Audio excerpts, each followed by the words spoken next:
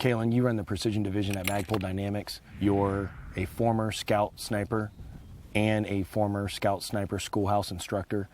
This precision craft that we're dealing with, that we're talking about, you know, I look at it as kind of two sides to the coin. One, there's guys that just love long range precision because it's so hard and it's so challenging just to do some of the amazing shots that some of these guys are doing, or world record shots that guys are doing, and obviously stressing fundamentals and so on and so forth. But there's another side to it, which is people who maybe weren't able to get into the military but have always been fascinated with the whole scout sniper, U.S. Marine Corps, long range shooting, that whole not just image but kind of culture. You're going and not just taking your real world experience, but now you're bringing it back to the schoolhouse and developing guys, meaning there's this constant rotation of you were trained by individuals who had real world experience, and then now you're starting to develop yourself as an individual in your own craft, so to speak, because we know that what you're being taught in the school are merely guidelines, but problem solving and anomalies that are going to occur, that's where the real art, I believe, really comes into.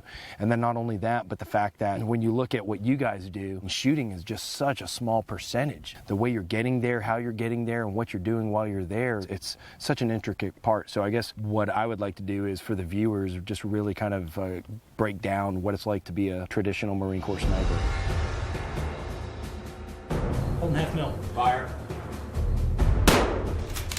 Well, that's a large question that a lot of people ask themselves. You know, what does it take to become a sniper, and what kind of person and mindset does it take to become a sniper? So I knew right off the bat that that's what I wanted to do. I wanted to be a Marine Corps Scout sniper from the time I was a late teenager. I had read a couple of books, and I was just completely fascinated with not only, like you said, the precision shooting, but the actual craft of being a sniper. And of course, you know, there's the age-old adage, Marine Corps produces some of the finest snipers in the world. Some people may argue with that, other people may not argue with that, but it's more than just shooting. Just because you're an excellent shooter does not mean that you have the capability or the mindset to become a scout sniper. Our job is multifaceted, meaning that we have a multitude of different missions that we could encounter out as a scout sniper on the battlefield. Everything from area reconnaissance, zone reconnaissance, to select target missions, being in support of infantry units, being in support of air operations. 90% of what snipers do is really collecting information, collecting and reporting information.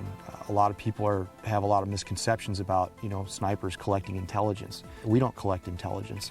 What we collect is raw information. I have no idea what it is that somebody else at the battalion or regimental or division command post is looking for on that target site. All I know are critical elements of information that they require from me. I take the information in a raw form, transmit it via communications back to those command posts, and then there are people in the intelligence field that disseminate that information and turn it into intelligence, useful information. So we have a lot of different things going on, and one of the things that really is required of somebody that's going to try and go through the program is you have to be in the mindset of being adaptable. And of course, you know, the Marine Corps is always, you know, adapt and overcome. Well, snipers, because we have such a multifaceted mission statement, we have to be able to readily adapt to any situation that could be presented with us in our mission statement. So the individual should obviously have a strong mental mindset, just because the conditions that we operate in and some of the missions that we're faced with accomplishing, you need to have a very strong mental mindset. You really need to want to be a Marine Corps Scout Sniper. The program is extremely difficult to go through, and it's not necessarily difficult physically, it's difficult mentally, in a mental aspect, because there is just so many things that you need to learn and that you need to process and then regurgitate again to be proficient at your job. You know, we're the jacks of all trades but masters of none, because we could find ourselves doing any number of different missions out there. There's a whole art to the precision. Wind calls, read and win, environments, being able to be very consistent behind the gun so that everything you're doing isn't changing. From the shooting aspect of it, that's obviously really tough and demanding as well, and those criteria that guys face. What you're describing in the overall mission, sitting on a hillside watching a target, lasing a target, calling in aircraft, that's like a whole nother, job description right there. And that small percentage, when you finally do have to take that shot, and depending upon what the conditions are, that could be tough at that point. So, I mean, there's such diversity there, and I think a lot of people think it's just sneaking around and shooting. I know urban warfare is really taking over a lot, so you find yourselves around a lot more individuals, but I'm sure in Afghanistan you might be more separate or separated in regards to either a 2 or 3 person team moving from point A to point B. So I imagine individually you have to have the right mindset because there's nobody else with you to sit there and hold your hand. Absolutely, Chris. The thing with, being a scout sniper is you have to understand that you are taking an enormous risk when you leave that friendly line. You could be operating as far as 10 miles from the nearest friendly position or the nearest quick reaction force. You could have an estimated wait time. Maybe you don't have air support for that mission. Maybe artillery is out of range or tasked with another mission for your particular set of operational parameters. So you have to understand that in a 4-man team, you have yourself and 3 other people to rely on. It takes a lot of integrity and maturity to understand the great weight that's on your shoulders as a scout sniper that's out there operationally, giving the information back to your supported unit commander or whatever unit that you're supporting. So the idea of basically just sneaking around in the woods and taking a precision long-range shot, although it's the classic mindset of what the epitome of a Marine Scout sniper is, that's not the way it is anymore. You mentioned Afghanistan. That arena, in my opinion, is almost like a sniper's paradise, given the terrain, the nature of the terrain, the ability to go on that extended patrol and utilize the terrain and the vegetation to conceal yourself and maintain that concealment while you conduct your operations. It gives you a lot more freedom as a sniper. You also mentioned the urban warfare. It presents a great challenge to that sniper, like in my case, where when I grew up as a sniper, urban warfare was not really looked upon with a great amount of respect, if you will. Granted, yeah, we trained for it. We went to the urban sniper school. We did training in rural and urban environments, exercises out in town, taking live shots out in town, doing direct action hits, hostage rescues, maritime interdiction operations, and things like that. Everything that I learned in my younger years as a sniper was set in the environment that you see out here on the range. It's that green side mission, it's that ghillie suit, it's the cami paint on your face, it's the vegetation that you're crawling through. And like you said, that's that more traditional thought that we all have, when we read books, when we're a kid. That's exactly what I pictured back then as far as sniping goes. The guy with the paint on his face, with the ghillie suit on his back. When you think about the Marine Corps, I don't even know if there's another job that I ever think of in the Marine Corps, not to take away from guys that are doing a lot of great stuff for this country and women nowadays, but that's what I traditionally think of. You could definitely find yourself now in a situation where you may not even take a shot. You mentioned that hillside in Afghanistan, and you might just be calling in airstrikes, and you don't even want to fire or give your position away because you're sitting in a position where guys are coming through constantly, you have eyes on, and your mission objective or mission complete could be the fact that, yeah, you killed a lot of people because of the information in which you were providing, maybe an air asset or a drone or something to that effect. So I imagine there's going to be a lot of times now where you leave the arena and haven't even taken a shot. Absolutely. I've been in multiple situations where I called more fire missions, mortars and artillery, than I even fired my rifle. I didn't fire my rifle at all. I've called 28 mortar missions in one day alone because my range to the target was beyond the capabilities of my weapon system to provide that precision fire. So we resorted to using the communication assets because communication for a scout sniper or anybody in a reconnaissance role is absolute life. That's your lifeline to everything that you do. Once that communication asset goes away, you stop becoming an asset and you now become a large liability. So we resorted to calling for fire on areas of interest or areas where we would receive rocket or mortar fire from. We had the ability to have those good, clear, crisp optics to engage those targets and the good communication skills that snipers and reconnaissance assets are known for because that is our lifeline. Let me ask you another question. Obviously, in that scenario, we kind of painted Afghanistan. Go back to the urban environment. Paint me a scenario a little bit, maybe something that you've even been involved in, where you weren't busy calling in airstrikes. You're on the ground now with engagements, and of course, everybody knows where you're at. That's the thing that I always think really is difficult when you're in a foreign environment. It's not like you're an American, trying to blend in. You've got maybe a discrete case. You got to get up to a building and watch a target or something. Where you're able to fit in a little bit more. You're talking about a foreign country where you don't fit in at all. It's very difficult to blend in. And if you're rolling in, with a military unit at that point, they all know where you're at, and your window of disguise, so to speak, or concealability is severely diminished, and you're going to be with the rest of the troops taking fire at that point and not able to be more stealth or running more low profile. That brings up a great topic. There's environments that are semi-permissive to your presence, and then there's environments that are completely non-permissive, meaning that if you do step into that non-permissive environment, you're going to get shot at. It's just the fact of life.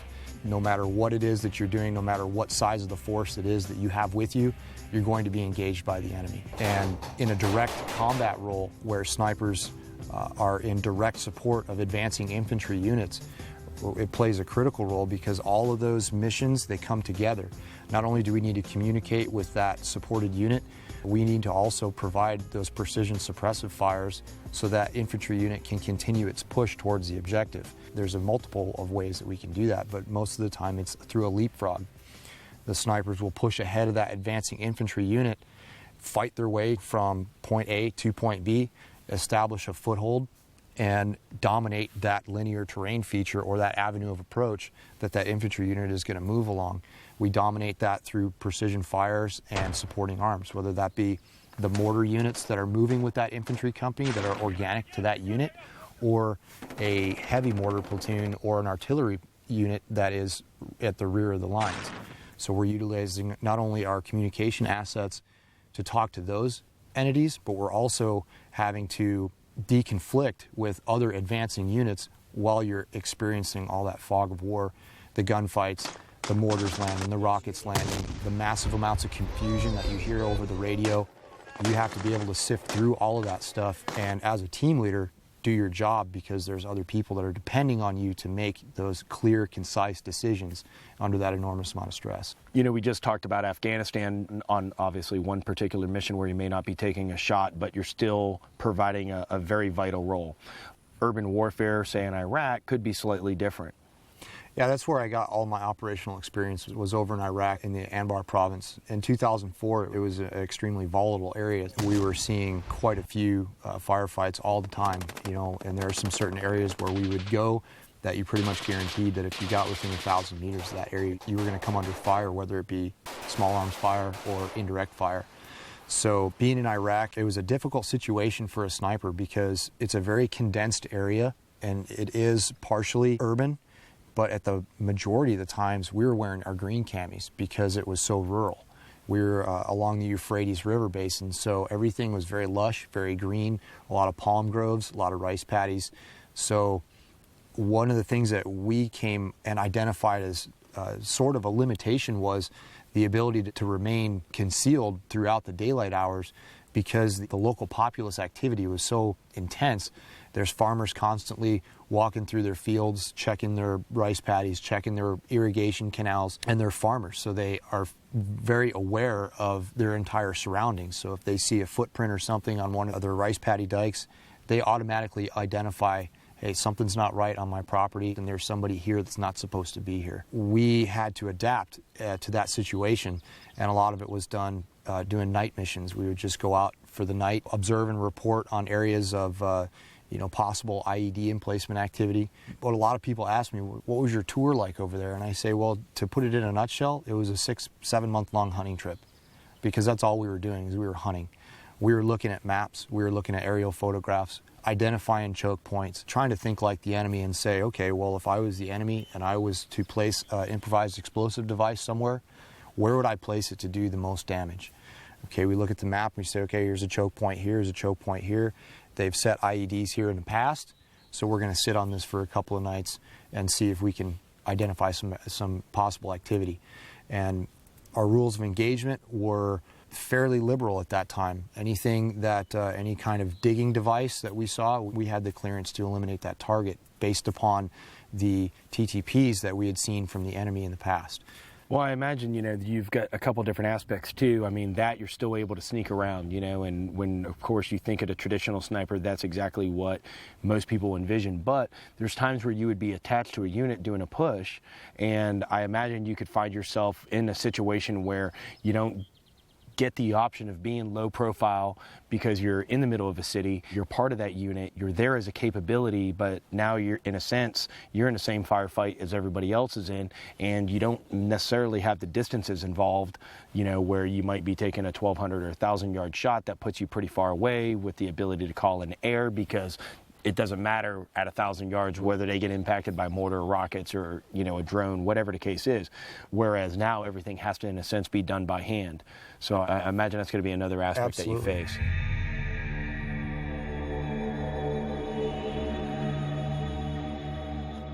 I participated in an assault on the city of Fallujah in the Anbar province in 2004, and that was one of the largest full-scale urban assaults that the Marine Corps had executed since Hue City in Vietnam in 1968.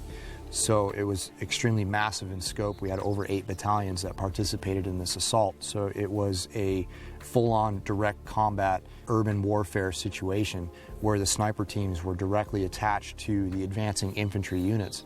And in that instance, we were tasked with providing that precision fire overwatch, as well as calling for fire, mortars, artillery, and possibly airstrikes on targets of opportunity. What kind of loadout are you carrying at that point? The loadout is absolutely intense because in that situation, we understood that we had an extremely well-entrenched and well-trained enemy that we were going to be fighting, and we had no idea as to what we were going to encounter, how the flow was going to go in terms of concept of operations.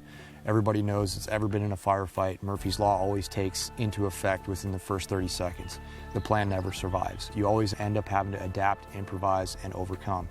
So we were loaded extremely heavily. I was extremely well loaded out because we didn't know what we were going to come up against. We wanted to be prepared for anything. We had no idea when we would possibly be resupplied with ammunition, water, or food is on the absolute bottom end of the totem pole at that point in time. So I had carried a 9mm Beretta M9. I had 5 magazines for that pistol. I carried an M4 carbine, and I had 15 magazines for that weapon system on my body. I carried the M40A3 sniper rifle with 150 rounds of the M118 long-range ball ammunition. And on top of that, I carried a couple of smoke grenades, 4 fragmentation grenades, batteries for your night vision, batteries for your radio, 4 quarts of water. It adds up. When you get to hump that stuff at the end of the day, there's a lot of weight there, and what you grow up on and envision and see, or you read in books and everything else like that, it's completely different. So to hear you carrying that much of a loadout, and I mean that's not even probably commo equipment. I had a very small M-Biter radio just so that I could communicate with the supported unit as well as battalion elements in the event that I needed to call mortar support on targets. So very small radio, but spare batteries?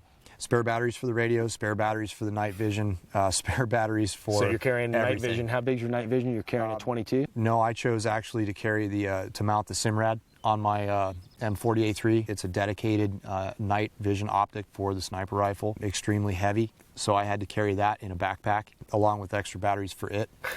So are we talking like we're talking little double watch A's. batteries? Yeah, little AA batteries. But it all adds up. But you know, you have a pouch. You have a pouch on your vest that's specifically dedicated for batteries because you got AA's, AAA's, watch batteries. Well, what do you think with all that now food? How much food did you bring on that trip? We didn't bring any food. We left the food with the advancing supply line. Okay. Because that was at the bottom of the So what do you total. think your loadout was? Just with kit, guns, ammo, everything?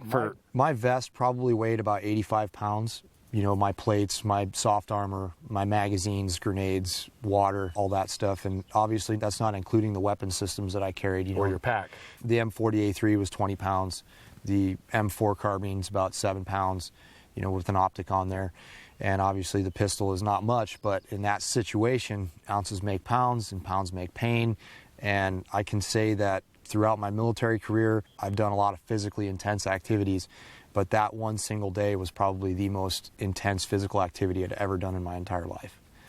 By the time the ramps dropped at about 6:30 in the morning, we crossed the line of departure. The first time I looked at my watch, it was 13:30 because I felt it getting a little warm outside. I was laying on a rooftop. It felt like 5 minutes. It literally felt like we had just gotten out of the Amtrak's 5 minutes ago, but it was already 13:30. Wow. Because you're constantly active, and it's not like you're walking anywhere. You're sprinting from objective to objective. And when you have all that weight on your body, your momentum can sometimes carry you a little bit faster than your legs will propel you. And a lot of times you'll end up falling because you have so much weight on you. You know, you try to sprint as fast as you can across the street because the street's a bullet funnel. So you're at full speed in a sprint, which looks like a fast walk to everybody else. Exactly. Your legs are only moving, 6 or 7 inches at a time, and your brain is telling yourself, I am moving as fast as I can move, but it's just not happening that fast. Did you leave with that loadout, or did you expend it? I expended probably 10 magazines out of my primary weapon system within, the first few hours of the fight. Maybe a magazine of pistol ammunition, and probably 50, 60 rounds out of the bolt gun. Obviously I'm prying here, so stop me if it goes too far. Did you ever get into a situation where your guys were taking fire from another enemy sniper? Absolutely. It's hard to say whether you're taking fire from a true quote-unquote sniper.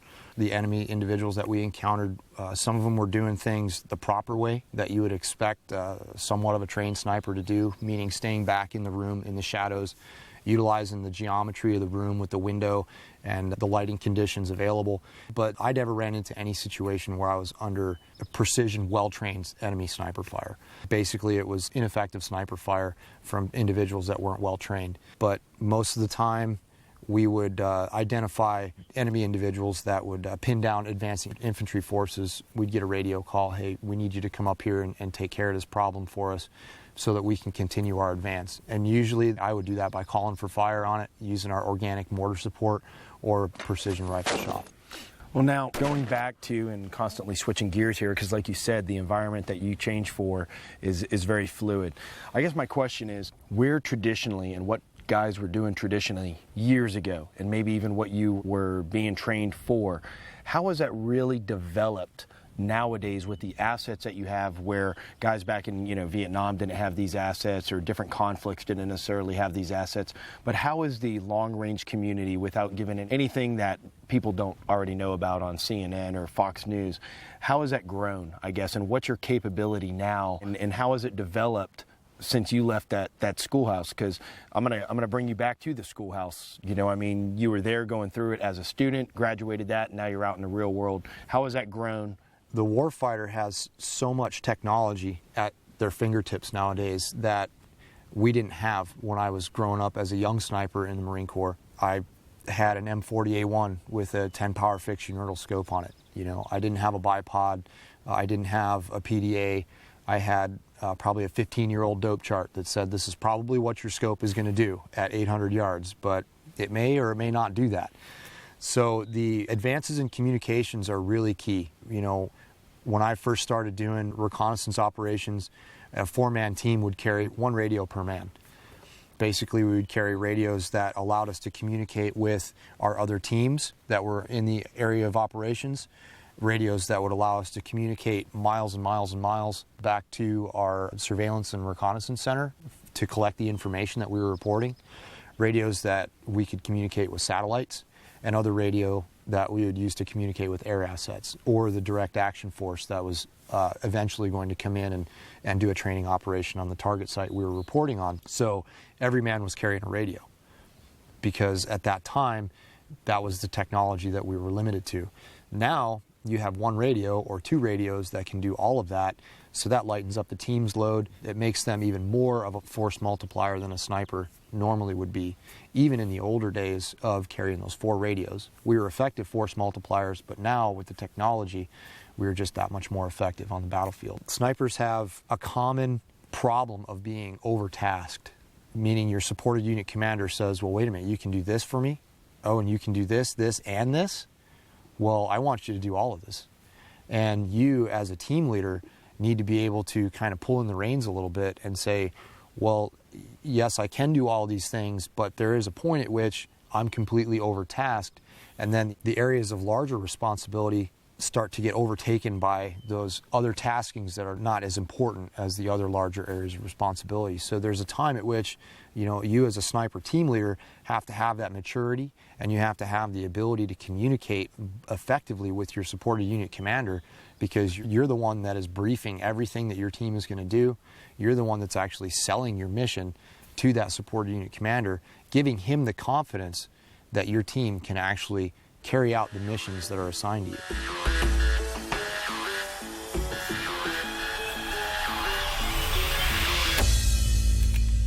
You talked about scopes. How have the guns changed, the scopes changed, the electronics in regards to the PDAs and the ballistic solvers and computer systems that are now available to you guys for having to take that shot? The fact that you have air assets cut off to you to utilize those in a situation where you might be doing a combination of shooting and, it gets out of hand because you're a small unit. So at that point, once a gunfight starts, everybody knows you're there. So in a sense, you're compromised. So to have those air assets available to you, or gunships, whatever it is in that arena, to where now this capability is just really gone from, I've got better data on target now, I've got better data to put into my guns, I've got better scopes, better equipments, better guns. Just how has that grown? It's grown exponentially, actually. The guns, we've always had good guns. The Marine Corps has always had very accurate rifles. The rifles have progressed with the ergonomics of a new stock, making that rifle more customizable to that shooter, because everybody's body mechanics are different. So that actually helps out considerably in that shooter's level of precision and accuracy in setting up that rifle for them. The scopes, the optics have come probably the farthest. We're utilizing new, really high quality glass scopes from Schmidt & Bender and Premier reticles. They are really enhancing that rifle's capability to deliver that precision. Whereas my old universal scope, I could only focus parallax at your 1 yard line. At 300 yards, we would focus parallax for. And I look back now and I see, the scope that I have on my rifle now, I check parallax every single time I get down behind the gun. Every single time I transition to a longer range target or a closer range target, I'm checking parallax. And I look back on it now and I say, how did I ever qualify? How did my boss ever qualify with all that gear? It's just focusing on those core fundamental skills that enable you to power through that lacking in equipment. So the optics have come probably the farthest. Our personal gear, our web gear, the gear that we carry all those magazines and the fragmentation grenades, our body armor has come a long way. I've seen Marines receive multiple impacts in their plates and still continue to fight. They're able to go get another plate, replace that broken plate, and continue in that fight. So the gear is getting lighter, it's getting more manageable, it's getting more ergonomically correct. The warfighter is actually able to get to that same 85 pounds that was on my vest, 5 years ago, 6 years ago, is going to feel completely different on a much more advanced, technologically advanced vest and lighter weight plates that we have today. It just allows that much more speed, that much more efficiency on the battlefield.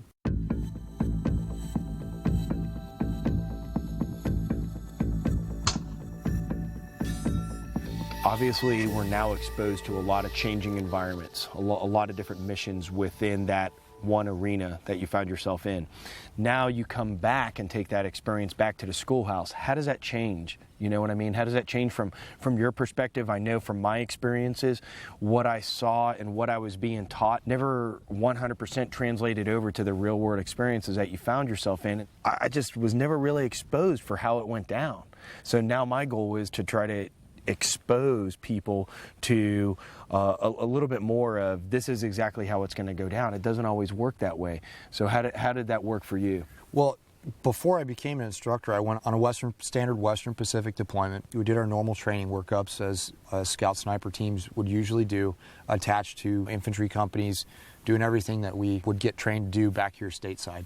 So I decided that I want to grow and teach. I enjoy teaching, so I decided to apply to become an instructor. At that time, it was the 1st Marine Division Scout Sniper School. So I started teaching in 2001, and I really enjoyed myself. I enjoy teaching. I enjoy trying to pass that knowledge on, because every single student that comes in front of you, they all learn differently. So to be able to take this craft and this art of that completely encompasses sniping and to try and mold these applicants into what your vision is, the time that you were a team leader or a chief sniper in a platoon. I took a lot of pride in that, and I enjoyed it very much. There's a way that you get trained, and then there's a way that it really happens. And I think every instructor tries to take what they've learned in reality and instill it into the curriculum that they're teaching, because that's your responsibility to make that curriculum grow and expand over time. So a lot of the things that I learned on training missions, like the gear, how much weight is it that you're really going to carry? Well, I can tell you right now, I routinely carried a 100-pound ruck on training missions. So the guys at the schoolhouse, I feel as though in my mind that these guys need to be exposed to what it's like to carry a 100-pound ruck for 4 or 5 days with that much weight to over an extended patrol over varying terrain. Being a team leader and having the constant mental stress of what-ifing certain scenarios throughout that entire time that you're on that patrol. What if this happens? What am I going to do? What if I receive contact from the front, left, right, rear? What am I going to do at this particular instance? How am I going to get across this danger area? And these are all things that should be going through your mind as a team leader. And as an instructor, you should be striving to pass that knowledge on and make these applicants understand, hey, this is what it's really like. This is what you're really going to have to be faced with as an operational sniper. The things like the maturity, the things like the adaptability to certain situations, and the integrity. Integrity is huge. You are a four-man asset that somebody is trusting to give vital information that they are going to actually shape and formulate a plan for a large joint operation. It's coming from, that information is coming from you. You are the one that's supplying that information. So there's an enormous amount of trust in saying, hey, do I trust these 4 guys to leave friendly lines and patrol 10 kilometers to the objective area, sit there for 4 days, and give me the information that I need to make this operation happen? There's a lot of trust involved in that. And that's one of the things that we try to instill in the schoolhouse is not only those 3 things, but then the marksmanship. That, in my opinion, the marksmanship asset, because it is a very small but very, very important role, that needs to be second nature. That needs to be an unconscious competence in that operator's mind. After going on a deployment like yours, now you're coming back to the schoolhouse, you're teaching there. How does that change you? What's one of the things that you just brought back? I know you can't change things overnight, but over a period of time, you're like, we've got to change this into curriculum because it didn't go down a certain way. One of the things that I identified right off the bat was the precision shooting aspect of it. We got minimal training in the maximum point blank theory and the danger space concepts and manipulating your mil dots to make them work for you in a rapid multiple target engagement scenario. When you have 3 or 4 people running down the street at the same time, you need to understand how your optics work and how to make them work for you to increase your survivability on a battlefield. So obviously the shooting aspect of it, you can never shoot enough and you can never induce enough stress on an individual that is going to go potentially into a combat situation. You can never induce enough stress and you can never induce enough scenarios to get them prepared. The other aspect of it is, while I'm shooting and I'm reducing targets, oh, by the way, I got a call for fire. I've got an enemy mortar position over here that I need to take care of. Also, I've got another infantry squad that's trying to advance on my left flank that I have to deconflict with them to make sure that they're not going to receive any blue-on-blue fire. So many things happen on the battlefield. It's such a fluid environment that the scenario-based training is absolutely key. Because of all that immense amount of responsibility that the sniper team leader or sniper himself has on his shoulders, that constant bombardment of different scenarios, the what-if situations, throwing different things at that individual and to see how they process that information and how they problem solve to get themselves out of that situation. I appreciate you kind of going through some of the different aspects and, lessons learned, things like that, and different aspects in regards to it's not just about shooting. There's a lot more to it, both mentally, physically, and that mindset is obviously key, the way you process that information and your ability to solve problems. My last question would be, for anybody thinking about doing this, I'm that kid in high school, graduating, 17 years old, thinking about joining the Marine Corps. This is what I think I want to do. What do I really need to be prepared for? You need to be prepared for a huge huge mental burden, meaning you need to have a mindset of not only don't quit, you have to understand what it is that you're truly going to get yourself potentially into. So the other point of consideration, and not only from a training standpoint, but from a mindset standpoint is, everybody that goes into a combat situation, you don't ever think it's going to happen to you, but sometimes it does. I found myself in the situation of being wounded, and it definitely changed my whole opinion and outlook on training. 1 second you're doing your thing as an operator, and then the next second you find yourself laying in the street having a corpsman work on you, and you're getting evacuated, and you're watching the rest of your team walk around that corner. Now your assistant team leader is having to take on the burdens of being a team leader, and now everybody's role in the team changes. And that's definitely something that anybody in a combat situation has to train for, because you never know, it could happen to you. I had a platoon of 26 individuals. Over 20 of those were awarded Purple Hearts during our deployment. So it's a reality, and it's something that everybody in a combat situation has to face and has to train for. Do you have the mindset to be 10 clicks away from the nearest friendly position on your own with 3 other people, relying on not only yourself and your ability to make decisions, but them as well? Do you have the ability to have that integrity to keep yourself awake, to keep yourself diligent so that your other teammates can rely on you? Do you have the physical ability to carry that 100-pound rucksack from point A to point B, no matter how far it is, no matter what kind of terrain that you encounter, and still be able to stay on that target site and be diligent for however many days that you're supposed to be there for?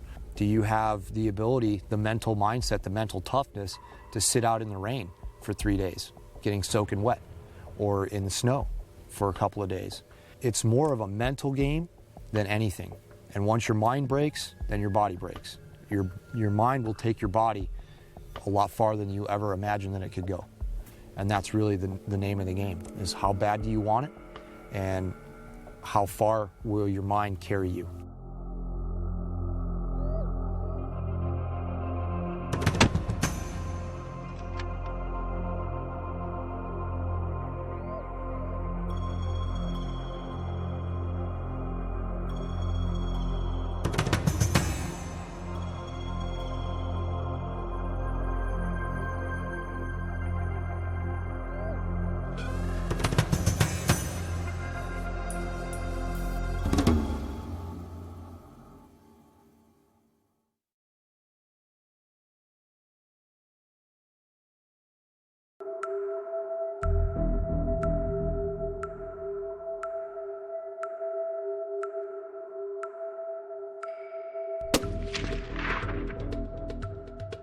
In your opinion, what's the difference between a military sniper and a law enforcement sniper or marksman or designated marksman, or now for political reasons we have to say, hey, it's an open air option, but at the end of the day we know what that option's for. That option's for taking a shot on somebody because they probably are dealing with a hostage situation. I mean, they're not there to serve Hallmark cards. So what do you see as a difference or not a difference?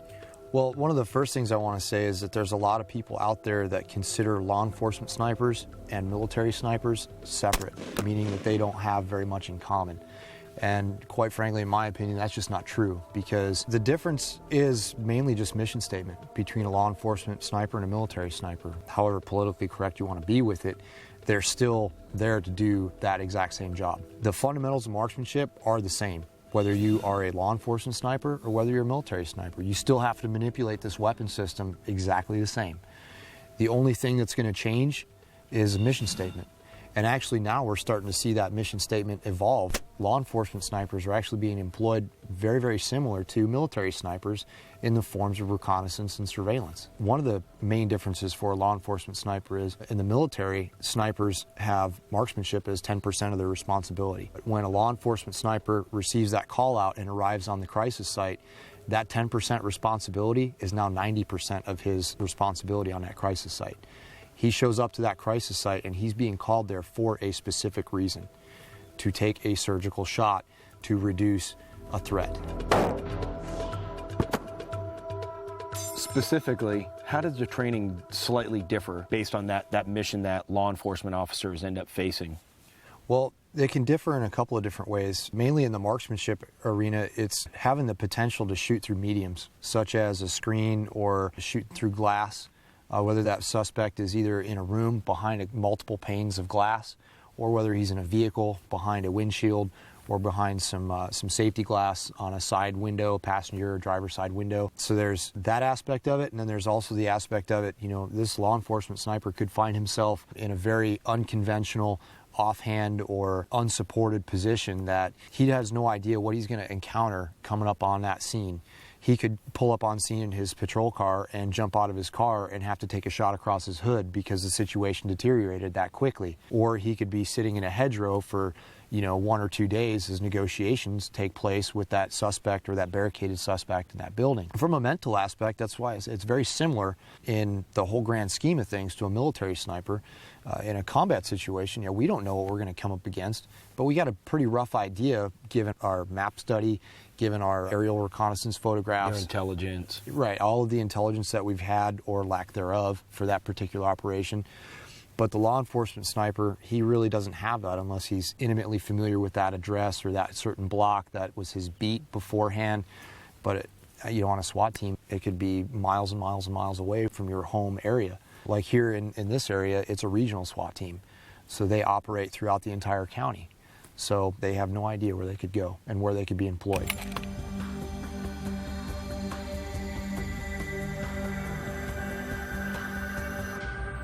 So what you're looking at there is the margin of error, target's foreground, background. All that has to be taken quickly into consideration, and then of course the shot that they're taking. We're happy if we can. I mean, if you get a guy at 1,000 yards and you get a shot on his body, that's an awesome shot. You know Absolutely. what I mean? Worst case there is he may still be fighting a little bit, but chances are he's going to bleed out before he gets to you. Whereas law enforcement, they have to take a much more critical, precise shot. Typically, like you're saying, hey, we're dealing with a hostage situation, and body shotting this guy may not be acceptable. Exactly. We like to call that surgical shooting because you're trying to place that bullet on the target with surgical precision. Depending on what kind of situation it is, if it's a hostage situation, you're trying to stop that suspect from doing what he's doing immediately and immediately incapacitate that individual. So if he's got 1.5 pounds taken out of a 2-pound trigger, when that bullet enters his skull, he can't squeeze the last half pound out of that trigger, and you can save a life. But the surgical precision is normally inside 100 yards. Most law enforcement sniper shootings are between 40 and 75 yards, and the margin for error is absolutely minimal. I mean, you're trying to put a bullet in somebody's face, and not only necessarily in somebody's face, but in between their eyes or at the tip of their nose to cause that immediate incapacitation. And oftentimes the situation is extremely fluid and extremely dynamic. Might even be moving. That target might even be moving. If you've ever tried to hold a steady point of aim on a human's head, that's the portion of a human that moves the most. And it's basically unconscious movement. That head is always constantly moving.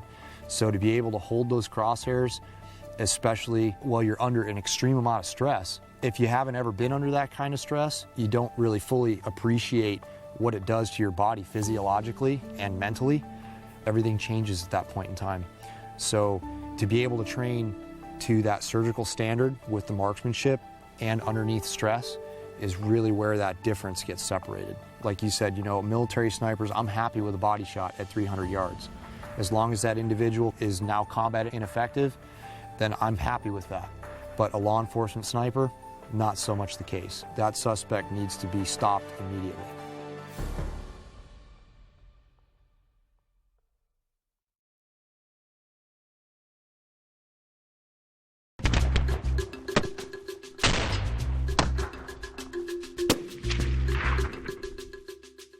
So dealing with precision weapon systems, I think most people's minds go straight to that bolt gun.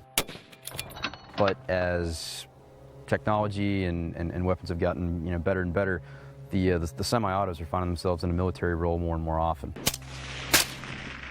What are your thoughts on some of these semi-automatic weapon systems? Well, I think that semi-automatic weapon systems in the precision community definitely have their place. Snipers and semi-automatic weapons go back a long way, okay? They go back all the way to World War II, dealing with the M1 Garand, with the C version. The C version of the M1 Garand had an optic on it. It was offset to the left. so it could still facilitate loading of the weapon system from the top with the 8-round clip magazine. But still use the end block clips. Yes, exactly. So that presented some challenges, but not everybody could have that accurate match grade 1903 Springfield with the Lyman Super Spot target scope on there. It was definitely a fix for a problem. As time progressed and programs progressed, generally speaking, in peacetime, funding for snipers and research and development for precision weapons kind of sinks low a little bit. It's not a priority. But generally, when wartime ends up happening, commanders see the benefit of the snipers and how well that they can be a force multiplier on the battlefield. Funding starts getting driven towards their research and development of new weapons, new communication systems, and anything to enhance their capabilities. So, I mean, what we have here today is just a broad spectrum of the current semi-automatic weapon systems that are available to our military snipers. They all serve a purpose. One of the benefits to having all these different types of weapon systems out there, to include the bolt-action rifle, the sniper has the capability to kind of have a suite of weapon systems to choose from to fit the mission that he's been tasked with accomplishing. They all serve their own purpose.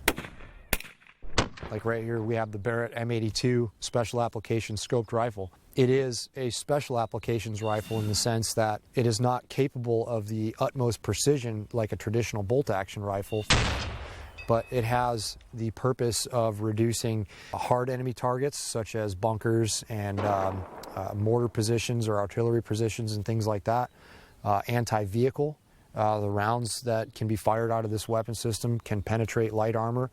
They can punch through a vehicle's engine block and obviously immobilize that vehicle. It's also capable of reducing human targets as well. Not exactly what it was designed for, but it's also capable of that. The bullet that was developed for this weapon system is the Rothfuss round. It's an armor-piercing incendiary round that is capable of punching through about 2 inches of homogeneous steel. So it's got a lot of capabilities to effectively reduce those hard targets on the battlefield. This weapon system actually breaks into 2 pieces. You've got a rear lock pin, a mid-lock pin, and the upper receiver will split from the lower receiver. The barrel is actually mounted on springs to help absorb the massive amount of recoil generated from that 50 caliber casing. It has a muzzle brake that also assists in managing that recoil by deflecting that blast to the rear. It has a very large buffer spring to absorb the massive amount of shock from that large mass bolt coming back to the rear and then straight back forward again. A lot of people think that this weapon system is very difficult to shoot in terms of recoil management. It's actually about equivalent of shooting a 12-gauge shotgun. Okay, there's a lot of concussion involved. The muzzle brake causes a very large signature. Okay, so in a position in a rural environment or in a green side environment, generally speaking, as soon as you fire this weapon system, your position, you can pretty much consider it compromised due to the massive amount of signature. Different tactics have to be developed in order to mitigate that problem and increase that team survival on a battlefield. The weapon is very heavy. This weapon weighs about 36 pounds with a full 10-round magazine and ammunition. Me personally, when we used to employ this weapon operationally, if we were doing any sort of foot movement, we'd break the weapon down into 2 pieces. One individual in the team would carry the upper receiver.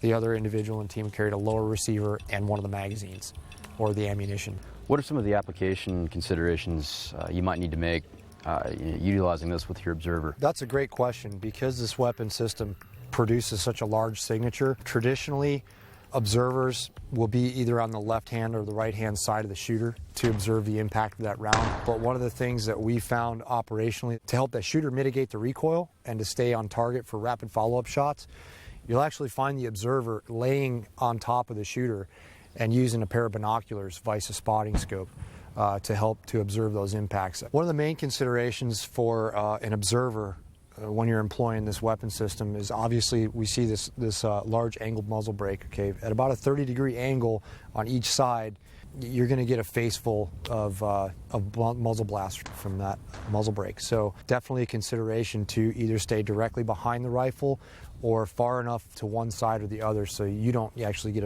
a face full of muzzle blast from the weapon.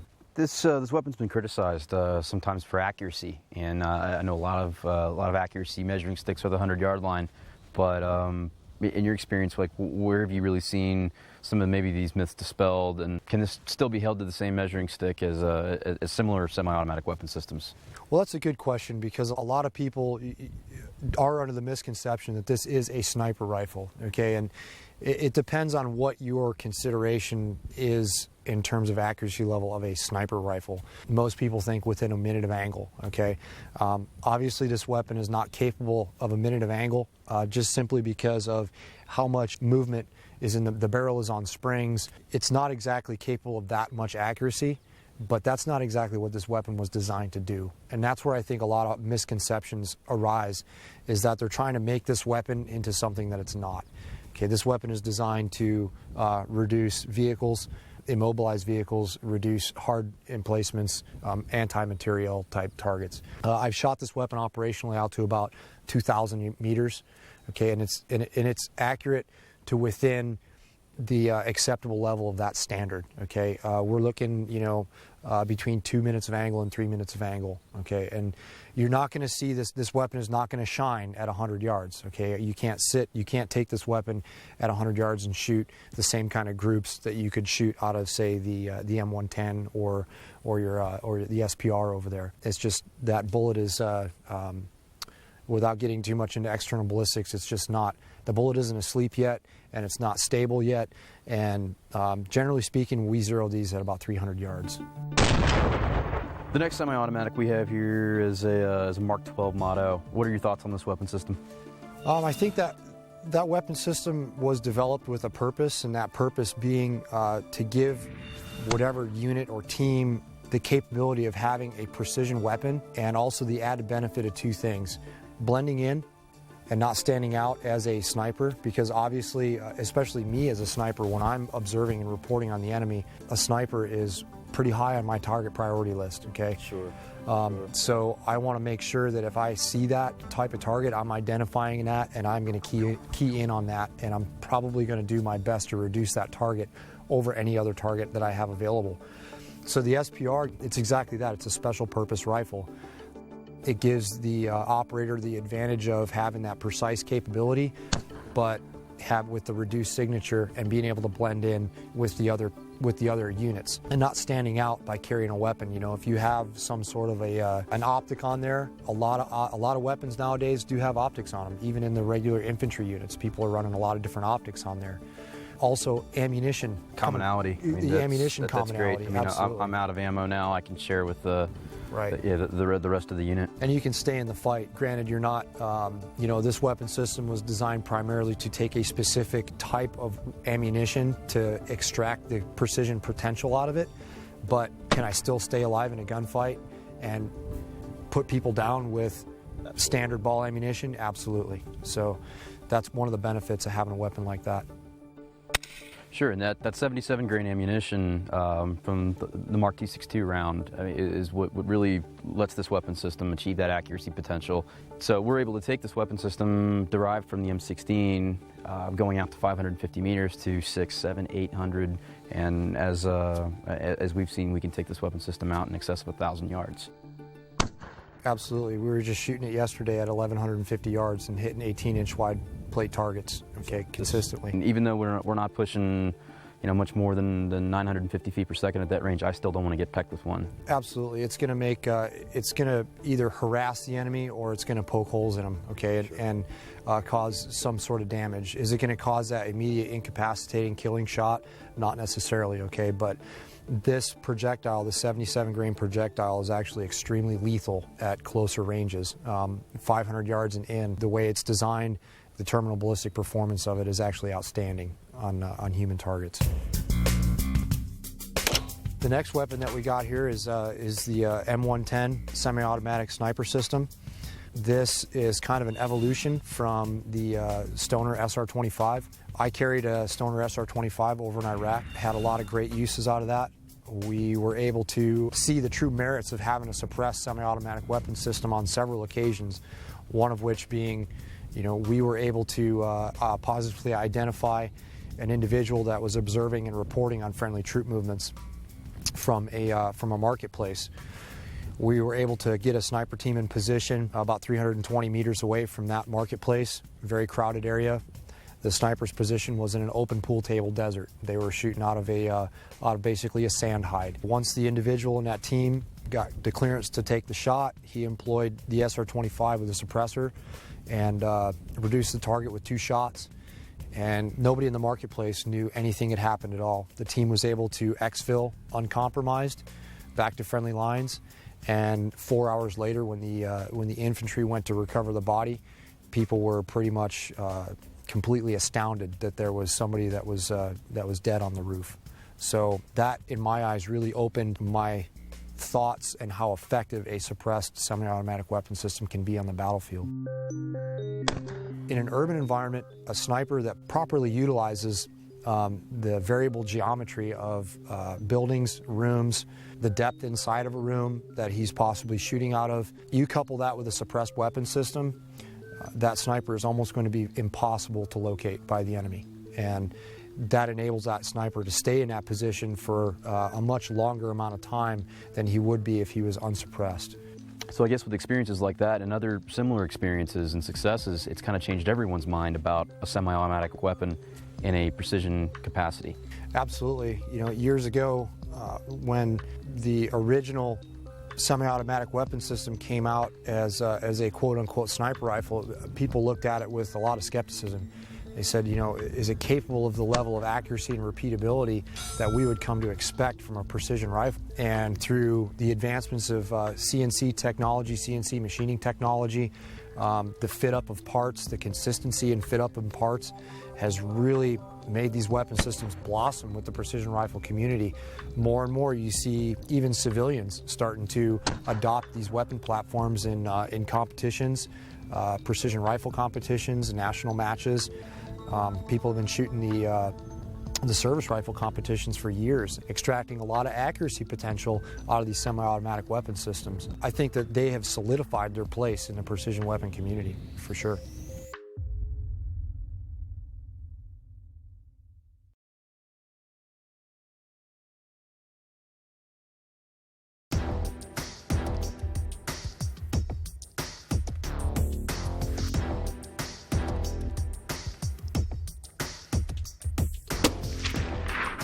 Essentially, a data book is a journal of your shooting with one weapon system or multiple weapon systems that logs all the data that you see as pertinent as a shooter. Traditionally, a data book was used to track elevation and windage data for a multitude of density, altitude, or atmospheric conditions for a particular weapon system. Now, with the advent of ballistic computers and ballistic solvers that are available to the shooter's fingertips, the data book is not necessarily as useful as it once was. There's still multiple applications that you can use a traditional data book for in precision shooting.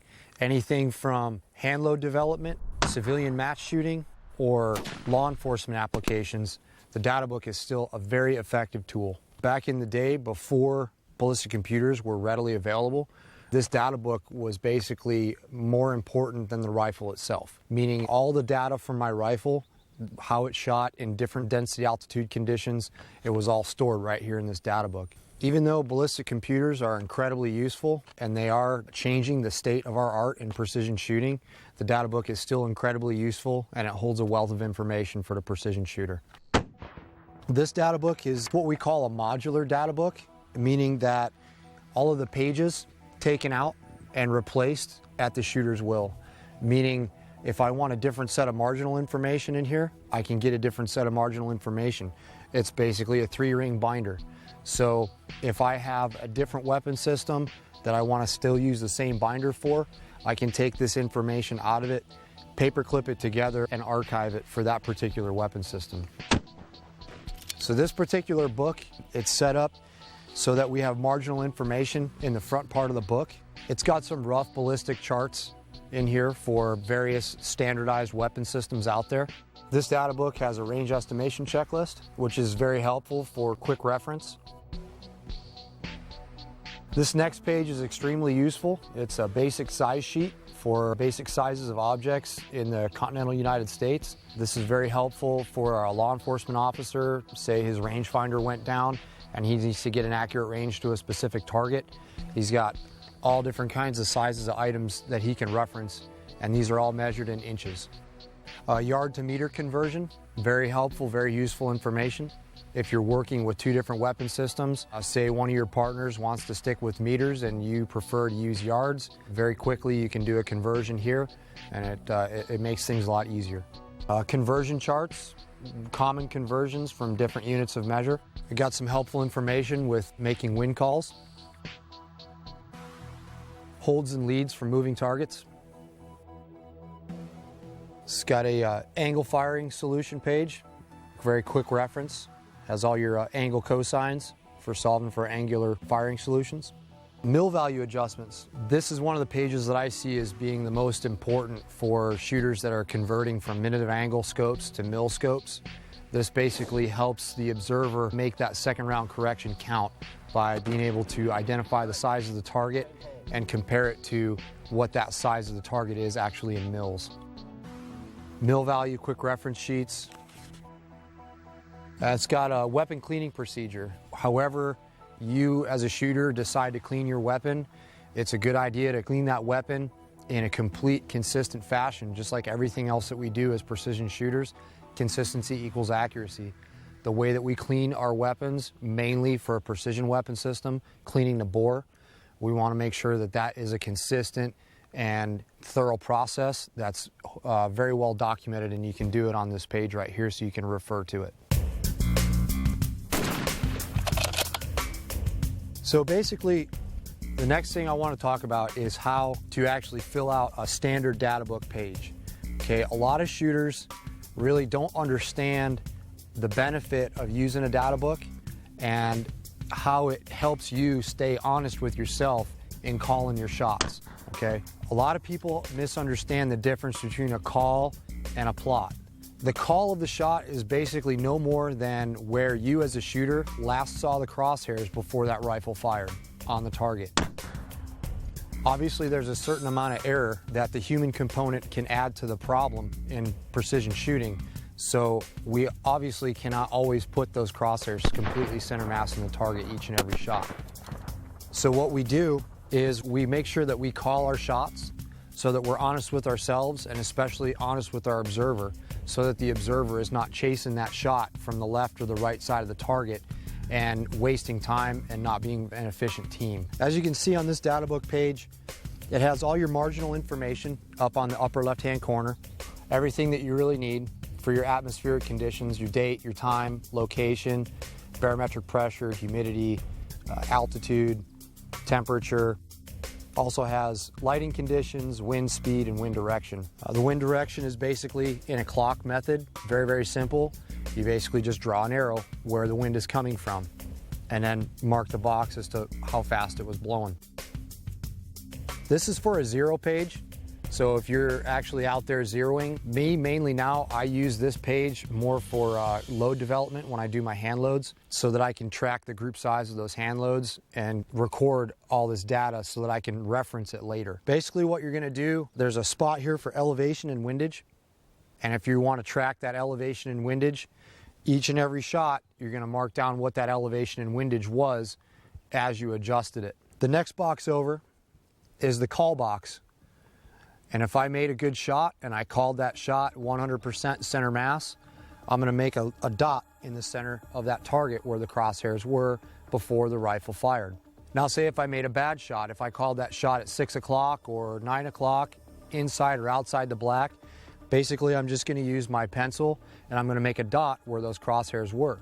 If we're applying the fundamentals of marksmanship properly, those plots are going to reflect where we called the shot. So ideally, if I want to, say, get a 5-shot group going before I make an adjustment on my sights, what I'm gonna do is I'm gonna fire that 5-shot group and I'm gonna record all those calls and all those plots. If I throw a shot or I make a bad shot and I call it out and there's a flyer inside that group and that shot number that's a flyer is the one that I did call out, then I know that that shot does not matter in that group. So if I have 4 shots touching and one is a flyer, and I called that one flyer, then obviously I know that that's an error that I made as a shooter. There's some other pages in here. There's some rectangular target pages, for here at Magpul Dynamics, where we shoot on rectangular pieces of steel when we're gathering elevation data. And the format of the page is exactly the same throughout this entire book. One of the pages in this book that I find extremely useful that really coincides with using a ballistic computer is what we call the shooter's diary page. What you can do is log all your atmospheric information, log all your marginal information, and then basically you have just a section here where you can write all your notes. What you felt as a shooter, it's basically just a journal of how your day of shooting went in that particular scenario. So yes, in your ballistic computer you can record all that data, but sometimes the interface on a ballistic computer makes it kind of awkward to input a bunch of notes. So here in this data book you can input a bunch of notes so that you can reference it later. Also in this book we have a field sketch page and an unknown distance page. The field sketch page is basically there so that the student can draw a visual representation of what the range looks like with the unknown distance course of fire, so that he can quickly index those targets for his observer, or his observer can quickly index those targets for the shooter. And down below we have a section here for each target number 1 through 10. We have a mil value column, we have a target range column, elevation, and wind for each particular target. In this particular data book page, you draw in the shape of the target that you're going to use, and this is your call and plot box at the same time. Then at the very bottom you have ending data. Okay, on this page this is also extremely valuable information that sometimes does not always have a place to put it in a ballistic computer. This is a round count page. Everybody should be keeping a very accurate track of what rounds they fire out of their rifle. And basically this is here so that as you fire rounds through your barrel and you can track how many rounds are being fired through that barrel and know that, hey, when it's time to have this rifle rebarreled or I start to see a degradation in accuracy, I can reference my total rounds fired so I have an accurate count and I can make a judgment as to whether or not I need to have that weapon system rebarreled at that point in time. My data book is more of a notebook now as I've progressed in my shooting. I have a cover on it. I have pens in here. I've got notebook paper in here. Basically everything that I need at the range to record data I have in my book. I've also included a couple of different pages that I've found very useful to me as a shooter. One of the great little sheets that I have here that's very useful, that I find very useful, if you don't have a ballistic calibrated reticle, obviously you can make your own using a ballistic computer and identifying what hold points that you would like to use. This sheet is very handy. It's laminated so I can use a map pen on it, and I can use this sheet for a second focal plane optic, and then I can have another sheet with the same information on it for full power and half power. So one sheet I'll do full mil holds on a full power second focal plane scope, and then once I find the true half power setting that scope, I'll make another chart specifically for that half power setting. So now I've got two charts that I can go off of in perhaps a combat situation if I need a quick reference for utilizing maximum point blank theory to engage targets. So we understand that the ballistic computer is truly the wave of the future and the state of the art of precision rifle shooting. However, the traditional data book still has its place and will continue to firmly have its place in your pack as a precision rifle shooter.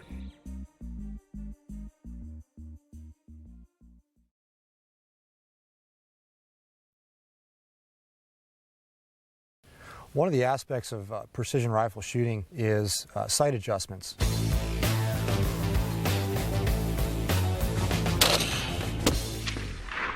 Not everybody has the benefit of a calibrated reticle system or a ballistic reticle system in their scopes, so us as precision shooters are forced to manipulate our sights both for elevation and windage. It's very easy to get those adjustments mixed up, whether you're going left or going right, whether you're adding elevation or subtracting elevation.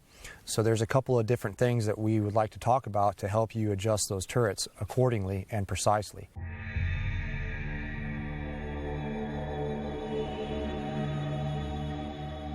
The first of which, all of our scope adjustments, whether we have a open sights or a telescopic sight, we adjust the scopes with what we call angular units of measure. Angular units of measure are usually in the form of minutes of angle, mil radians, tenths of mil radians, or shooter's minutes of angle. And there's some other more odd scopes out there that use 1 inch per 100 yard adjustments. But most commonly in the precision community, we're going to see minutes of angle and mil radian adjustments. Minute of angle is another angular unit of measure. And our adjustments are generally in 1 full minute of angle adjustment, half minute, or 1/4 minute of angle adjustments. 1 minute of angle is equal to 1.047 inches at 100 yards. Because it's an angular unit of measure, increases proportionally with distance. So at 100 yards, it's 1.047 inches, but at 1,000 yards, 1 minute of angle equals 10.47 inches. So as we can see, that distance increases proportionally. The next unit of measure that we could find ourselves using on a telescopic sight, which is starting to become more commonplace now, is a mil radian adjustment. A mil radian adjustment is nothing more than another angular unit of measure, more commonly referred to with the metric system. It was designed to make scope adjustments much more easy and precise with the metric system, because at 100 meters, 1 mil radian equals 10 centimeters. And proportionally, that increases at 1,000 meters, 1 mil radian equals 1 meter. So most of the time, mil radian scopes are broke down into tenths of a mil. So at 100 meters, 1/10 of a mil equates to 1 centimeter. It actually helps the shooter get a more precise adjustment when he's adjusting for zero. Most scopes that we see on the marketplace today have minute of angle scope turret adjustments and mil radian reticle systems inside the scope. So we're having to convert from one unit of measure to another unit of measure.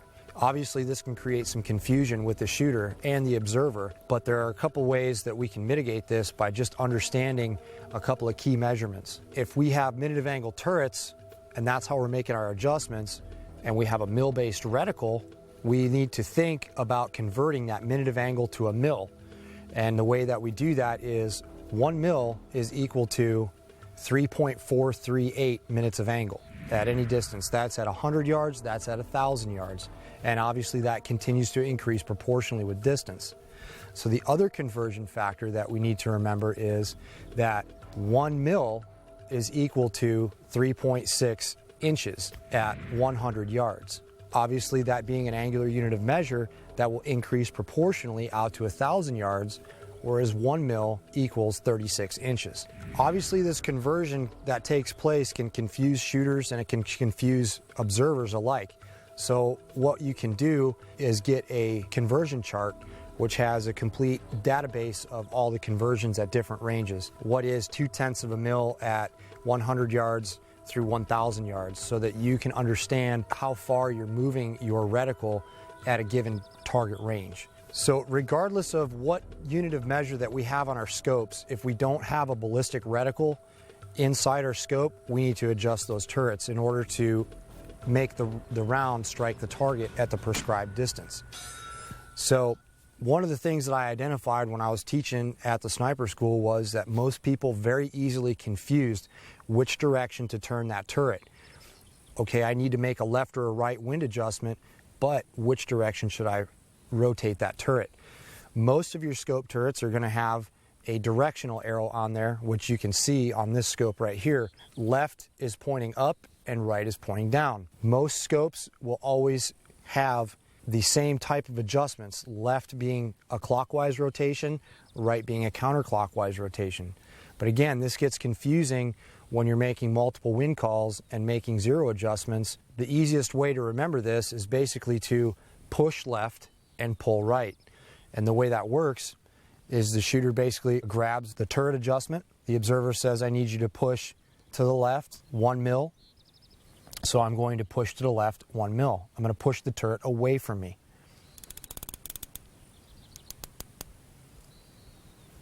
There's 1 mil adjustment. Now if I need to take that mil to the left off, my observer is going to tell me pull to the right. So I'm going to grab my turret and pull right 1 mil. I'm going to pull the turret towards me. And there is my 1 mil adjustment. This works for elevation the exact same way that it works for windage.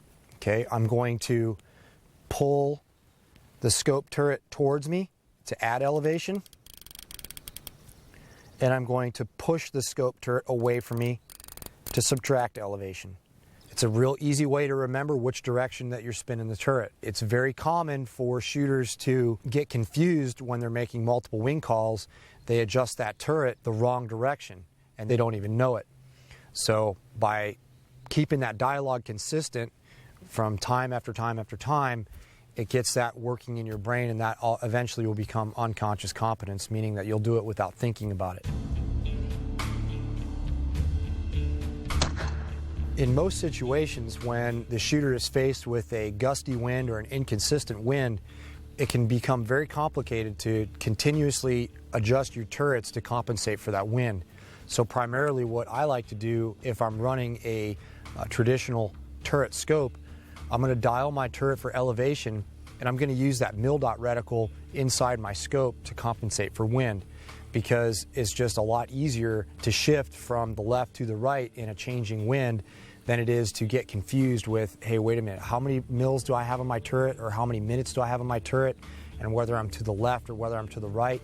It's just very simple to dial for elevation and then just use holds for wind, left to right. In some situations, the shooter can find himself in an area where a rapid multiple target engagement environment exists, and he won't always have time to dial turrets, and this next method is a way to completely eliminate dialing new turrets at all. Basically, one of the techniques that I like to use is once I get into an area and I identify my maximum engagement range and my minimum engagement range, I can pick a midpoint.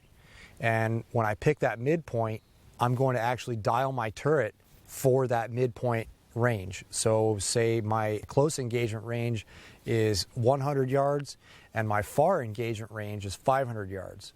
One of the things that I'm going to do is I'm going to dial my turret to a 300-yard setting. By doing this, I'm altering the 0 point of my trajectory.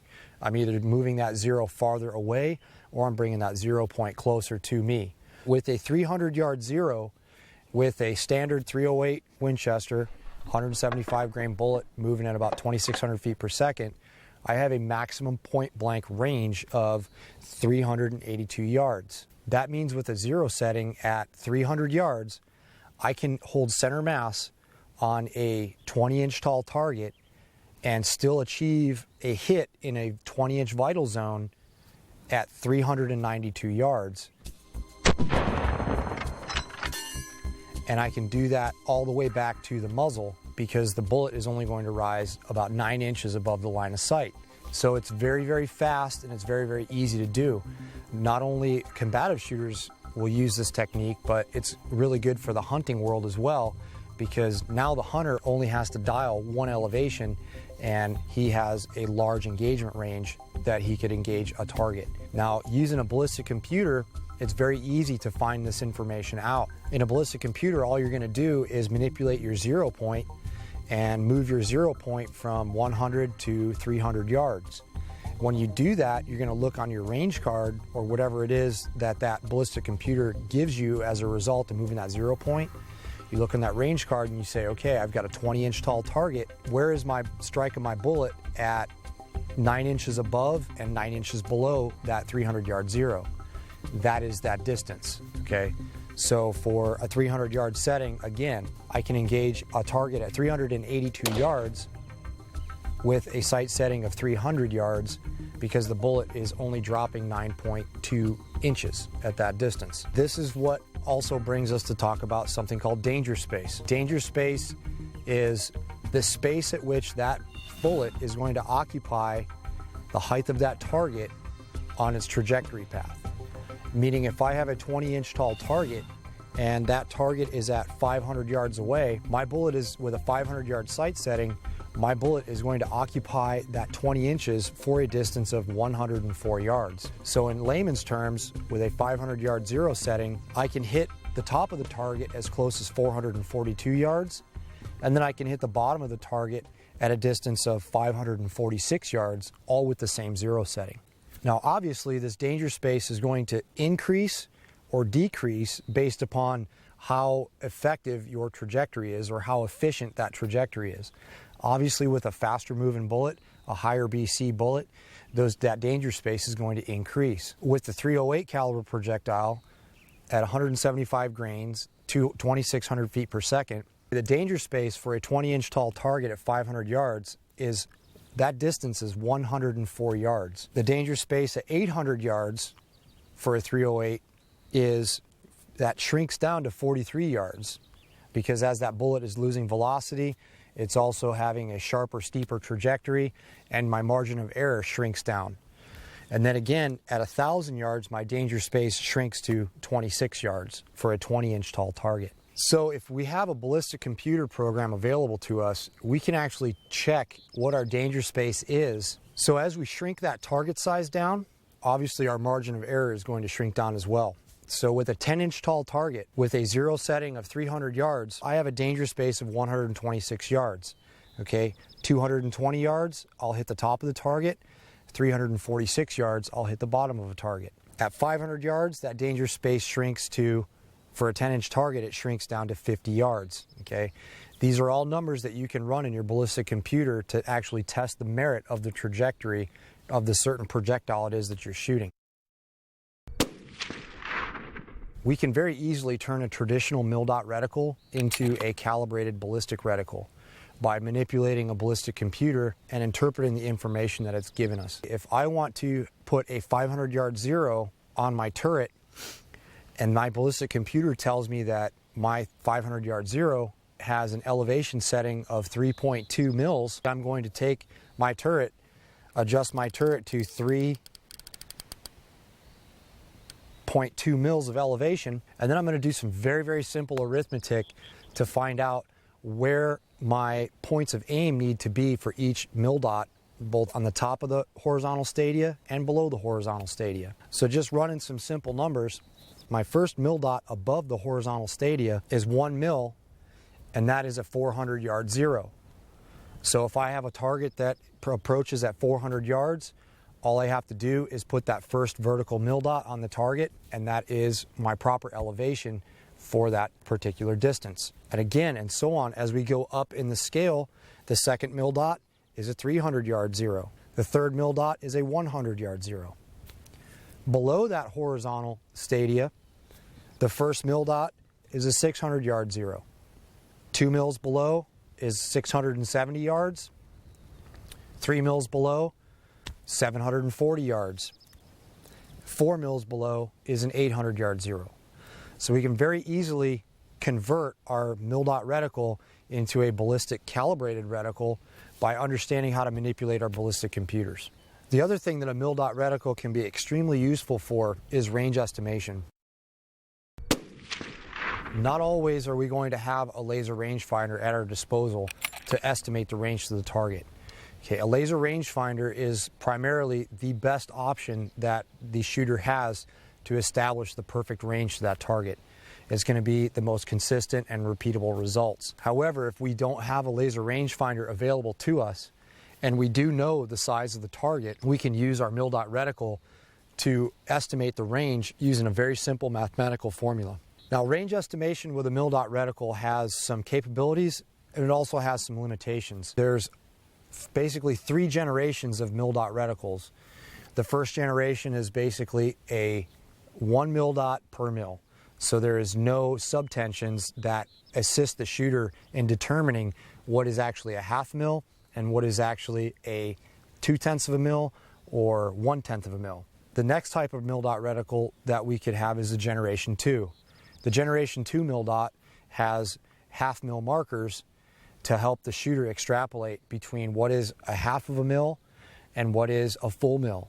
Okay, so if I can extrapolate between a half of a mil, I can identify what is a quarter of a mil, and if I can identify what a quarter of a mil is, I can further break down that reticle with my eyes. The tactical milling reticle is a very nice addition because it eliminates the mil dots completely and gives a more fine measurement of what a true mil is.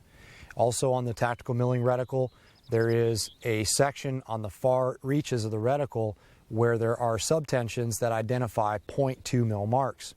If I can identify what 0.2 mils is, I can identify what 1/10 of a mil is. Essentially, all we're doing when we estimate the range to the target with a mil dot reticle is using our reticle as a tape measure. We're measuring the width of the target as it is in mils. It's very important for us when we measure that target in mils to get to the nearest 1/10 of a mil to make sure that the formula is as accurate as possible. Now, the limiting factors in using a mil dot scope to range estimate targets is, number one, whether you have a front focal plane or a second focal plane scope. A first focal plane scope, you're going to be able to estimate the range to that target at any given power setting. However, with a second focal plane reticle, most scopes have a set power that reticle is calibrated to.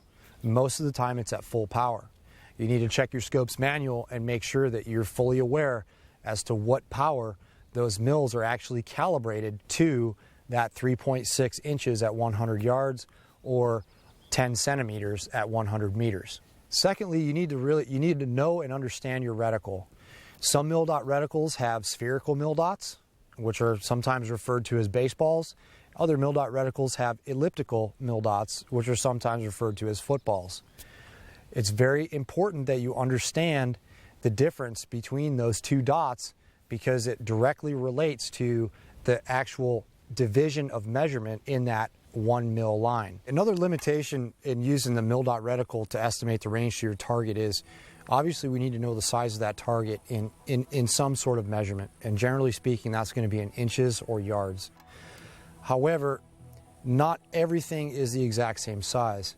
If we're out here on this type of range and we're actually shooting at steel plates that are consistent measurements, the mil relation formula works very, very well, and it can be very, very accurate to a certain distance. There are two certain factors that we need to remember when we're estimating ranges to targets. Number one, if we look at this magazine as a steel target, a rectangular steel target, if this steel target is completely square to you and plumb to you, meaning it's 90 degrees perpendicular to your line of sight, and it's plumb, meaning vertically square to your line of sight, we can measure the width of that target and we can measure the height of that target and compare those two using our mil relation formula to get the best distance to that target. However, if I slightly angle this target in a vertical plane, or if I angle that target in a horizontal plane, if this target is 18 inches wide and I angle that target to me as the shooter in a line of sight, that target is no longer 18 inches wide. So that's something that we need to take into consideration when we see our targets. We need to say, okay, is that target, does it appear to be angled to me? If it appears to be angled in the vertical plane, I'm forced to only use a horizontal measurement.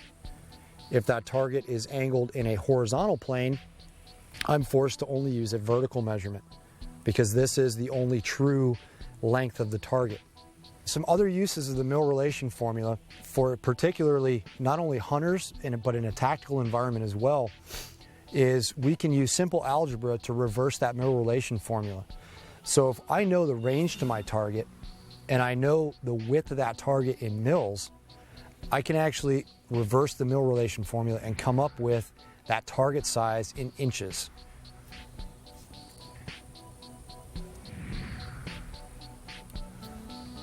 In an overseas environment, things like road signs and stop signs, car wheels, they're all different from what they are over here in the United States. So one way that you can build a database in your data book is to estimate the range to a particular target of interest, maybe a road sign or a vehicle, a common vehicle in that area of operations, get the range to it as a laser rangefinder, mill out the target with your mil reticle, do the reverse math, and now I come up with an inch measurement for that particular target. Why is this useful? It's useful in the event that I don't have a laser rangefinder and I'm in that same area of operations. I can quickly mill out that target and still get an accurate range to the target. In a hunting application, most people that are going to go on a trophy hunt, they become very selective as to what kind of animal that they want to take. A lot of that becomes field judging. How big is that animal? Is this really the animal that I want to take with this once-in-a-lifetime tag? Well, if you have a mil dot reticle in your scope and you know the distance to that animal and you want to measure, say, antler length or horn length on a particular animal. It won't be exact, but it'll get you pretty close. You establish the range to that animal with a laser rangefinder. You mill out, say what antler it is that you want to check the distance for or the length for. Reverse the math in the formula, and now you have an inch dimension for that particular animal. It can be very useful in certain situations.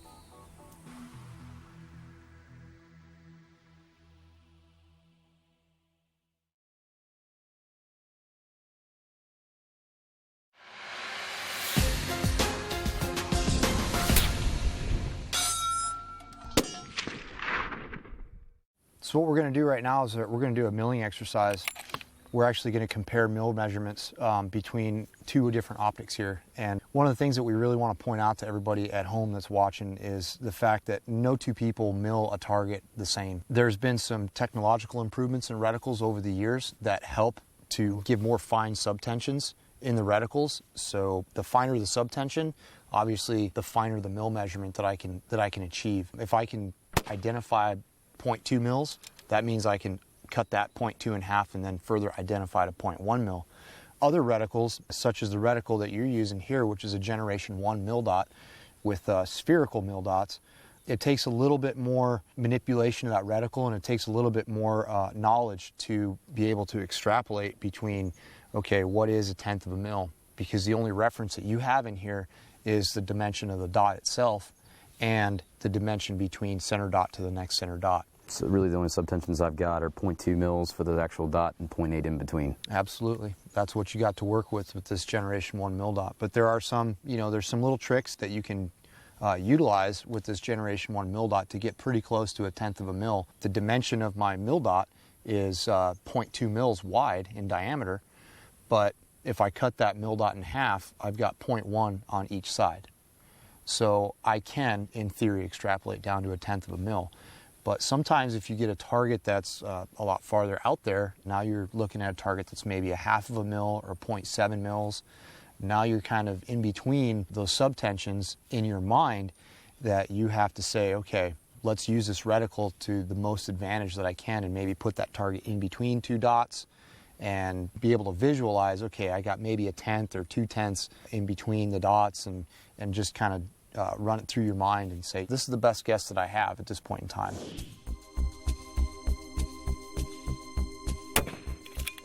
Some other factors that come into play when we mill targets out is the amount of mirage and how we see that target downrange. Depending on the lighting conditions, if we're shooting at white steel plates, they show up pretty nicely when the sun is shining directly on the plates. But when that sun moves to directly overhead or behind that target, those edges become much more difficult to see. So the old lights up, sights up. Yeah, exactly.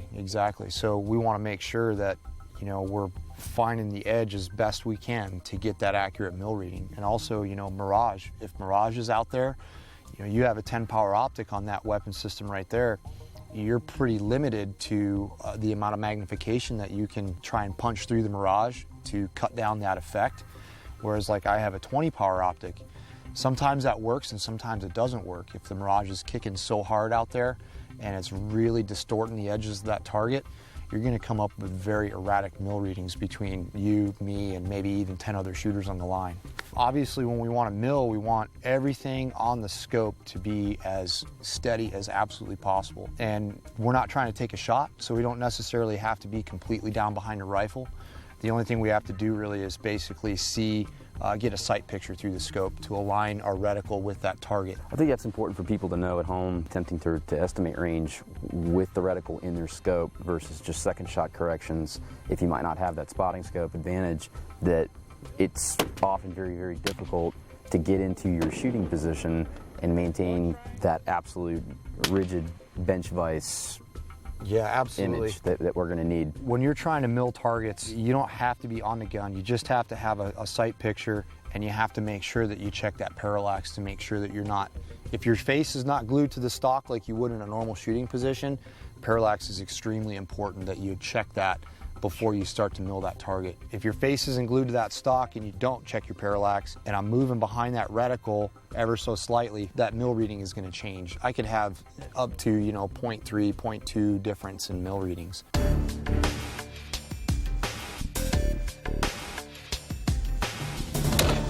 Basically, we're gonna mill target 4, and I'm gonna get down behind my rifle, and I'm just gonna look through the scope.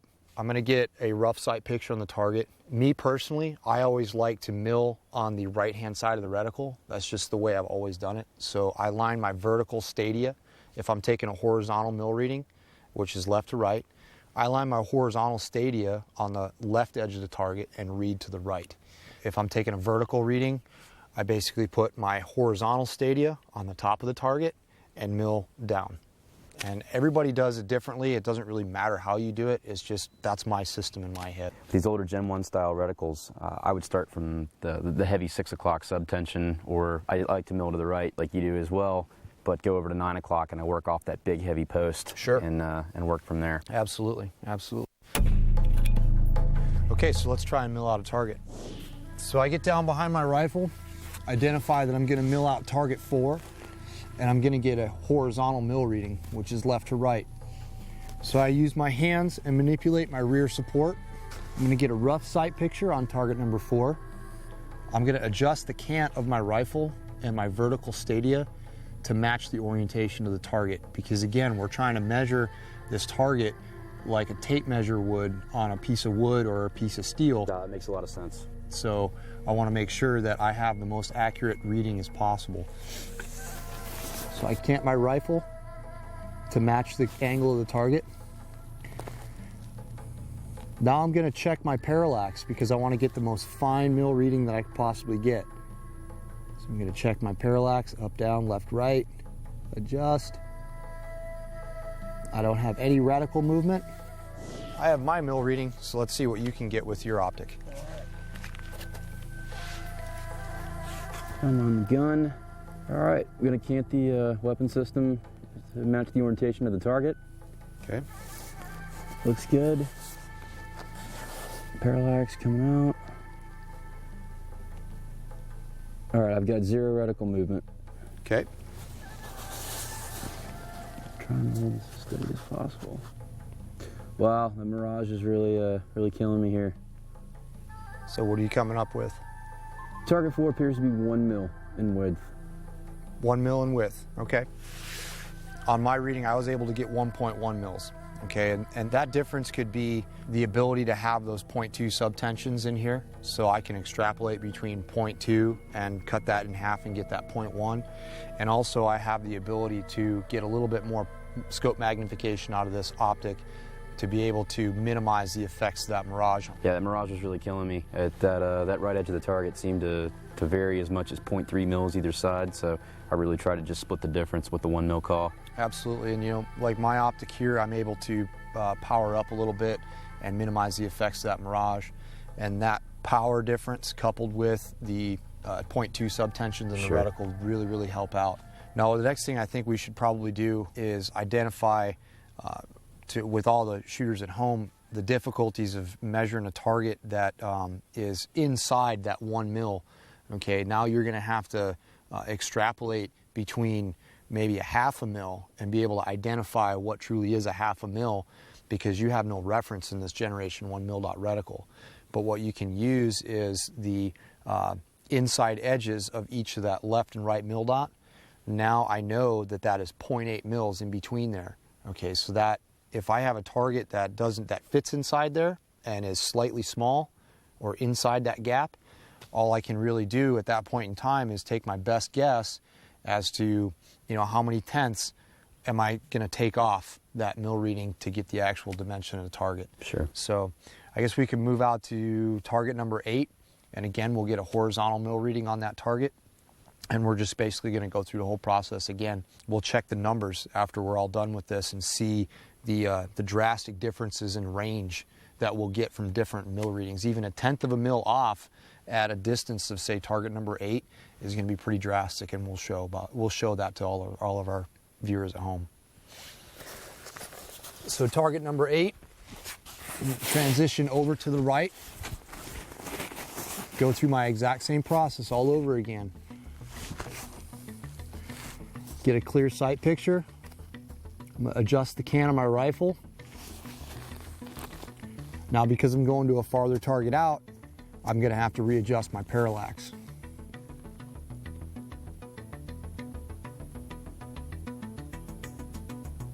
Okay, I'm going to adjust the power in my reticle.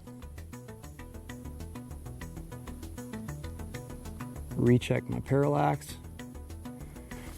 Okay.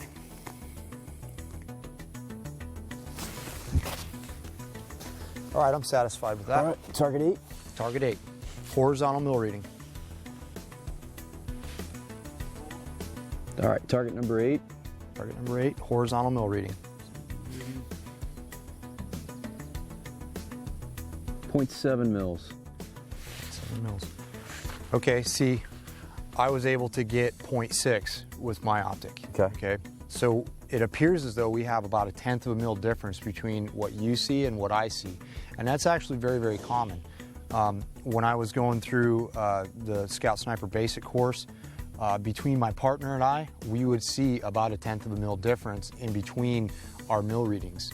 And when we came down to comparing those numbers, I would always take about 10% away from my reading, between 7 and 10%, and I'd come up with exactly the same distances as my partner would. And that's just sometimes the way that we see that reticle and the way that we extrapolate those 1/10 of a mil subtensions.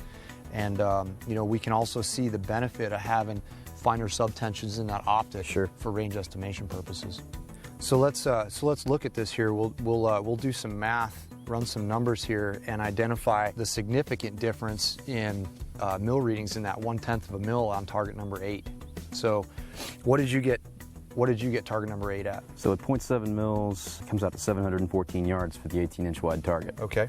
And with your reading of 0.6, 833 yards.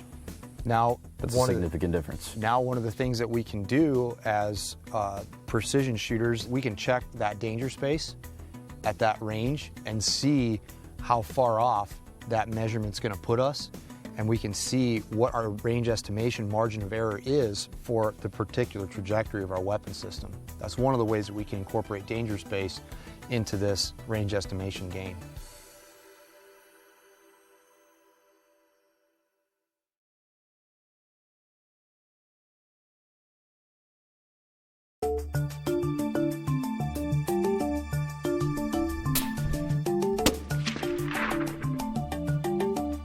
Well, Kalen, natural point of aim is very important for precision shooting. We've gone through this before. What I'd like to do is kind of get your take on it, maybe a drill that I can run, where if I'm a shooter at home, I can do this safely, of course, but I can kind of find out what my natural point of aim, maybe even dry fire to a certain degree, or get out on a range and before I start going live, do some dry fire, but really find out, am I in that correct position, you know what I mean? So I'd like just to get your kind of take on it. Absolutely. Natural point of aim is just one of the most important factors in precision shooting. Whether we're at the 100-yard line shooting groups, testing a new hand load that we're building, or we're at the 800-yard line or 1,000-yard line trying to print those super tight groups well within the capabilities of the weapon system. A lot of shooters have a misunderstanding of what natural point of aim really is and how important it is. My take on natural point of aim, it's very, very simple. It's basically where the weapon lays naturally when you are in position behind it. We want our crosshairs to lay on the target or our intended point of aim completely naturally without any input from muscular tension of the shooter. So the rifle is pretty much becoming an extension of our body. When we're in that prone, completely relaxed position and we are testing that natural point of aim, everything has to come full circle. Our natural point of aim and our natural respiratory pause in breathing is all intermixed. So it all has to come together naturally in order for everything to work. There is a great drill that you can do at home or dry fire practice and checking your natural point of aim. Every time I move to a different target on the range, I'm always constantly checking my natural point of aim. I know for me, I try to do my best just to be a trigger puller. That's it. I find that sometimes I'll close my eyes, open my eyes, I'll see my crosshairs are slightly off, I'll kind of adjust my body a little bit, but I'll also notice sometimes what I fight a little bit for me is that I'll get in behind a gun, I'll get straight, I'll see my crosshairs, I'll kind of move my body a little bit, and then I'll forget in some portion of that I didn't load my bipod or I don't load my bipod the same way. And then all of a sudden you start realizing, like when you load your bipod, you have to take that into consideration as well, because you're in this position, and then really the final result is your body being relaxed, but you have a little tension on, of course, the bipod at that point. And then that's where the crosshairs stop.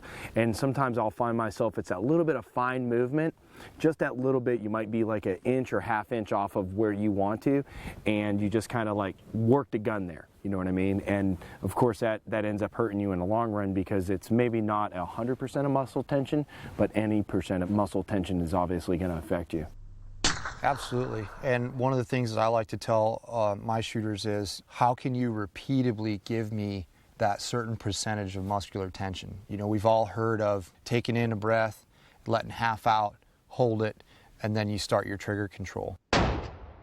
Okay, well, what is 50%? Did I really let out 50%? Were my lungs at 50% capacity, or were they at 30% capacity? Because every time in the prone position, every time we breathe in and breathe out, our chest raises off the ground ever so slightly, which, if we're doing everything right behind the gun and the buttstock is in the proper pocket of our shoulder, those crosshairs are going to move on the target as well. So now we can kind of see where natural point of aim and that natural respiratory pause in your breathing cycle, They are starting to marry together. They become one in so this. If you don't break your shot at that same point every single time on your natural respiratory pause, you could find yourself, being an inch or half inch away from where you're actually more of a vertical track. Absolutely. You'll probably have them stacked on top. It's just that you'll have a straight line of rounds. One of the things that we see in group analysis, when we go downrange, we shoot groups, and we have the shooters go downrange, we check all the groups, and I walk to each and every group and I say, okay, this could possibly be what you're doing. And I can usually look at a group and I can identify what a shooter's having problems with. Like you said, if I see a vertical string on that group, that means that either that shooter is fighting the rear bag, his rear support, or he's inconsistently placing the butt in the pocket of his shoulder, or he's applying that trigger control when he doesn't have a natural point of aim at his natural respiratory pause. So it all comes full circle.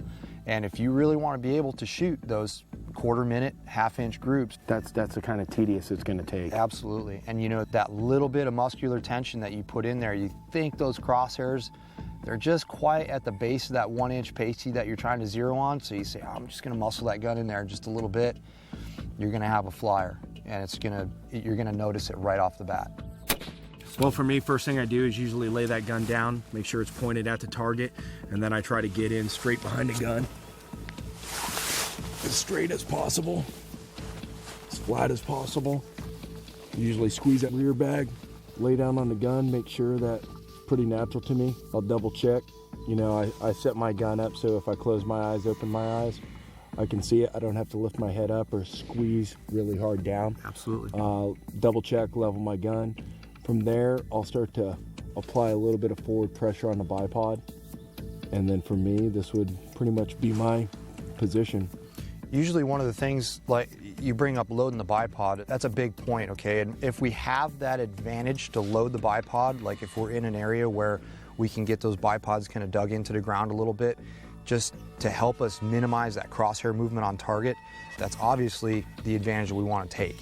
So one of the things that I tell my shooters to do so that we're not applying muscular tension to the weapon is basically once you get that rifle in the buttstock in the pocket of your shoulder, I tell them to kind of just scoot forward a little bit with their toes just to put a little bit of forward pressure on the bipod, and then let their body weight take control at that point in time. Let the weight of your body maintain that pressure on the bipod. So now once you push forward with your toes a little bit and you preload that bipod, now I can relax my legs, I can relax my lower back, I can relax my shoulders, and I've still got that consistent positive load on the bipod just by using the body weight alone. So that usually helps out a lot of guys when they're trying to fight. How much do I load? Do I push with my toes? Do I pull the rifle butt into the pocket of my shoulder? No. Basically, one thing that you want to be able to do when that rifle is in the pocket of your shoulder, you basically kind of want to sit up on your hands and lift your chest off the ground and move left and move right. That buttstock should stay right in the pocket of your shoulder, and that's exactly where you have it right now. So now your body position looks real good. The rifle is completely in line with your body. You've got your non-shooting hand on that rear support. That rear support is integral to checking that natural point of aim, because any input that you give that rear support, you have to either hold that rear bag with your hand, you squeeze that rear bag to lift up the buttstock to lower your point of aim, and then you release tension on it to lower the buttstock and increase your point of aim. Once we do that, once we kind of get a rough idea where our crosshairs are on a target, the other thing I like to tell guys to do is just do a mental checklist. Me personally, I start from the bipods and work to the rear, but some guys will start from the rear and work forward. You can basically just say, hey, is everything relaxed? Is my lower back relaxed? Is there any tension between my shoulder blades? Or is there any tension in my arms? A lot of guys will have the tendency to take this non-shooting elbow and pick their shoulder up, and that creates tension in their back. Okay, so what I like to do is just kind of push that forward and lay that naturally in some sort of a chicken wing fashion. The same thing over here on this arm. If this arm is just laying naturally, that's going to open up that pocket in your shoulder, and it's going to reduce all that tension in your upper back here.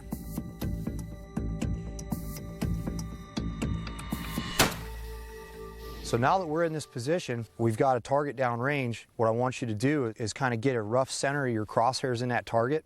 Check all your body parts, make sure that they're completely relaxed. And then I want you to go ahead and give me 2 breathing cycles and tell me which direction those crosshairs are moving.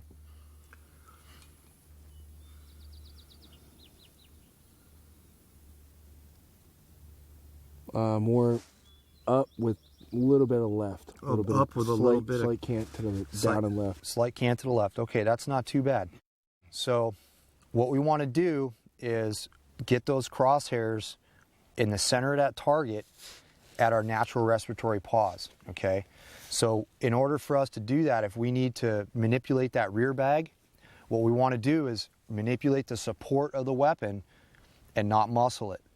Meaning if I have to adjust that buttstock in the pocket of my shoulder, or if I have to squeeze that rear bag a little bit more to get some elevation or take some out, then that's what we got to do. So those crosshairs should lay right center mass of that target when you're at your natural respiratory pause. And once they are, just let me know.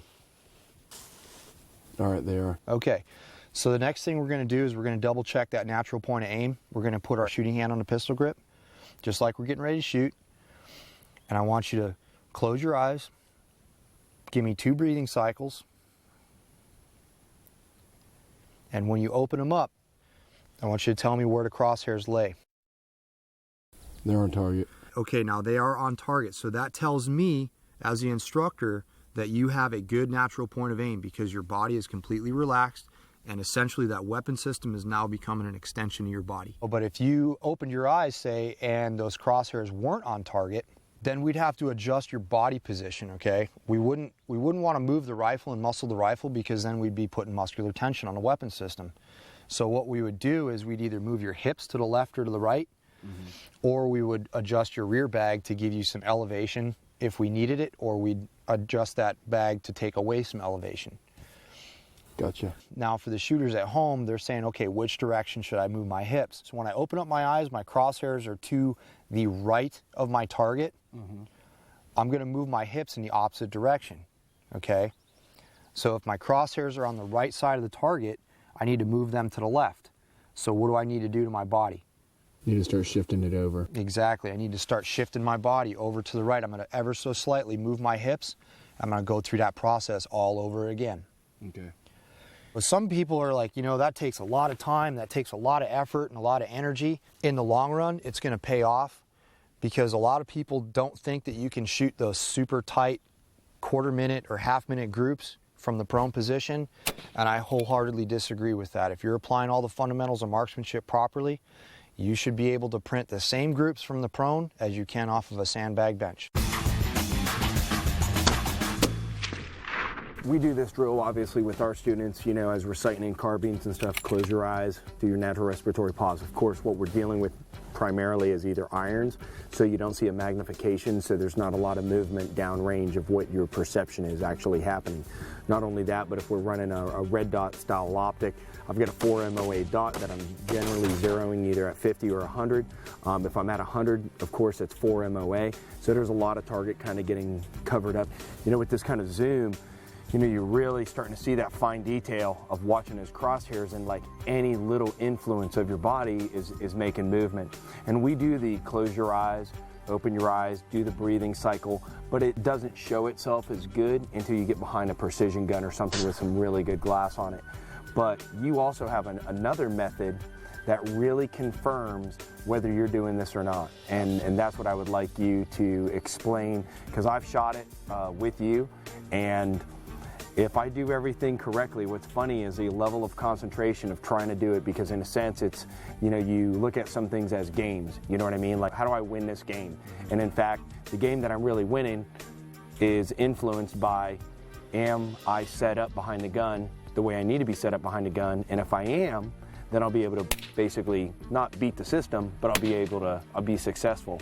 And I found for me that I'm more likely to utilize maybe 5% of muscle here, a little tweak here, just a little body pitch here, and break that shot off. And like you say, you get a tight one and you get a flyer, and then you're pissed at yourself.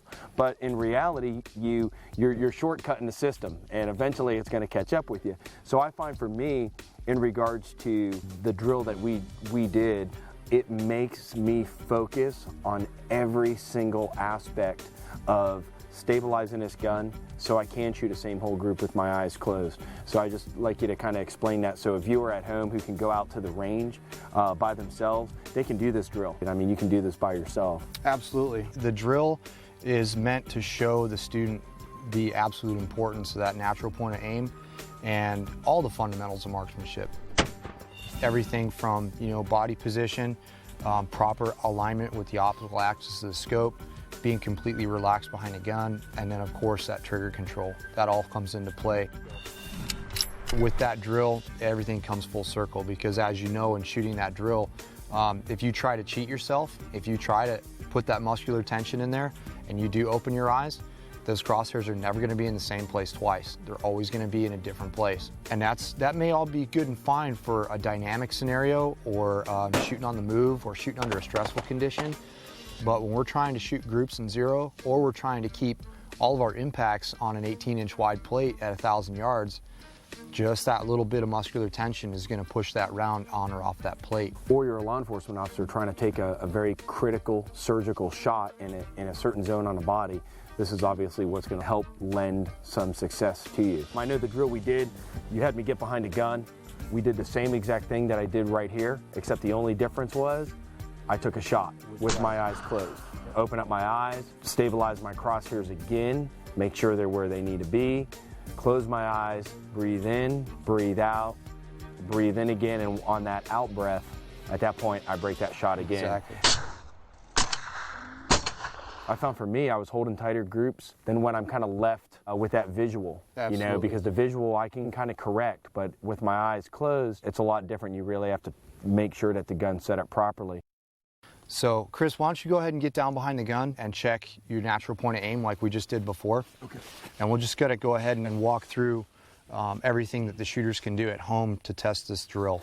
So once you check that natural point of aim, go through your entire process. This should all be a mental checklist that you have in your brain that eventually should become part of that unconscious competence that we've been talking about. For me, I get down behind a gun, I do the exact same thing each and every single time, just because it's been burned into my memory this way. All right, I'm there. Okay, so if we were gonna actually execute this drill, we're just gonna do this dry fire. So go ahead and close your bolt for me. Take your weapon off safe. All right, now we're gonna recheck that natural point of aim. We're gonna breathe in, breathe out. Go ahead and get comfortable.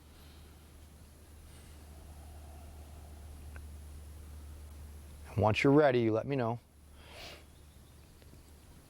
Ready. Okay, so what we're gonna do now is we're gonna close our eyes. We're gonna breathe in and breathe out And on that exhale, I want you to press the trigger. Okay, now if you were actually taking a live fire shot at this point in time, obviously we would follow through with the complete shot.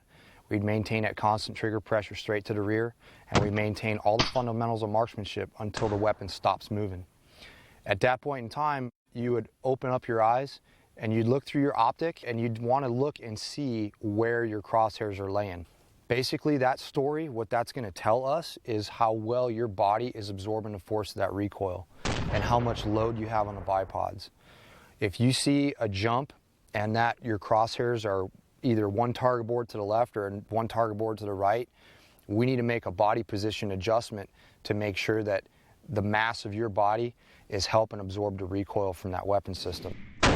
A small amount of movement is acceptable based upon how hard we load the bipods. It's kind of like a check yourself drill. It basically tests your integrity. Hey, can I do this from shot after shot?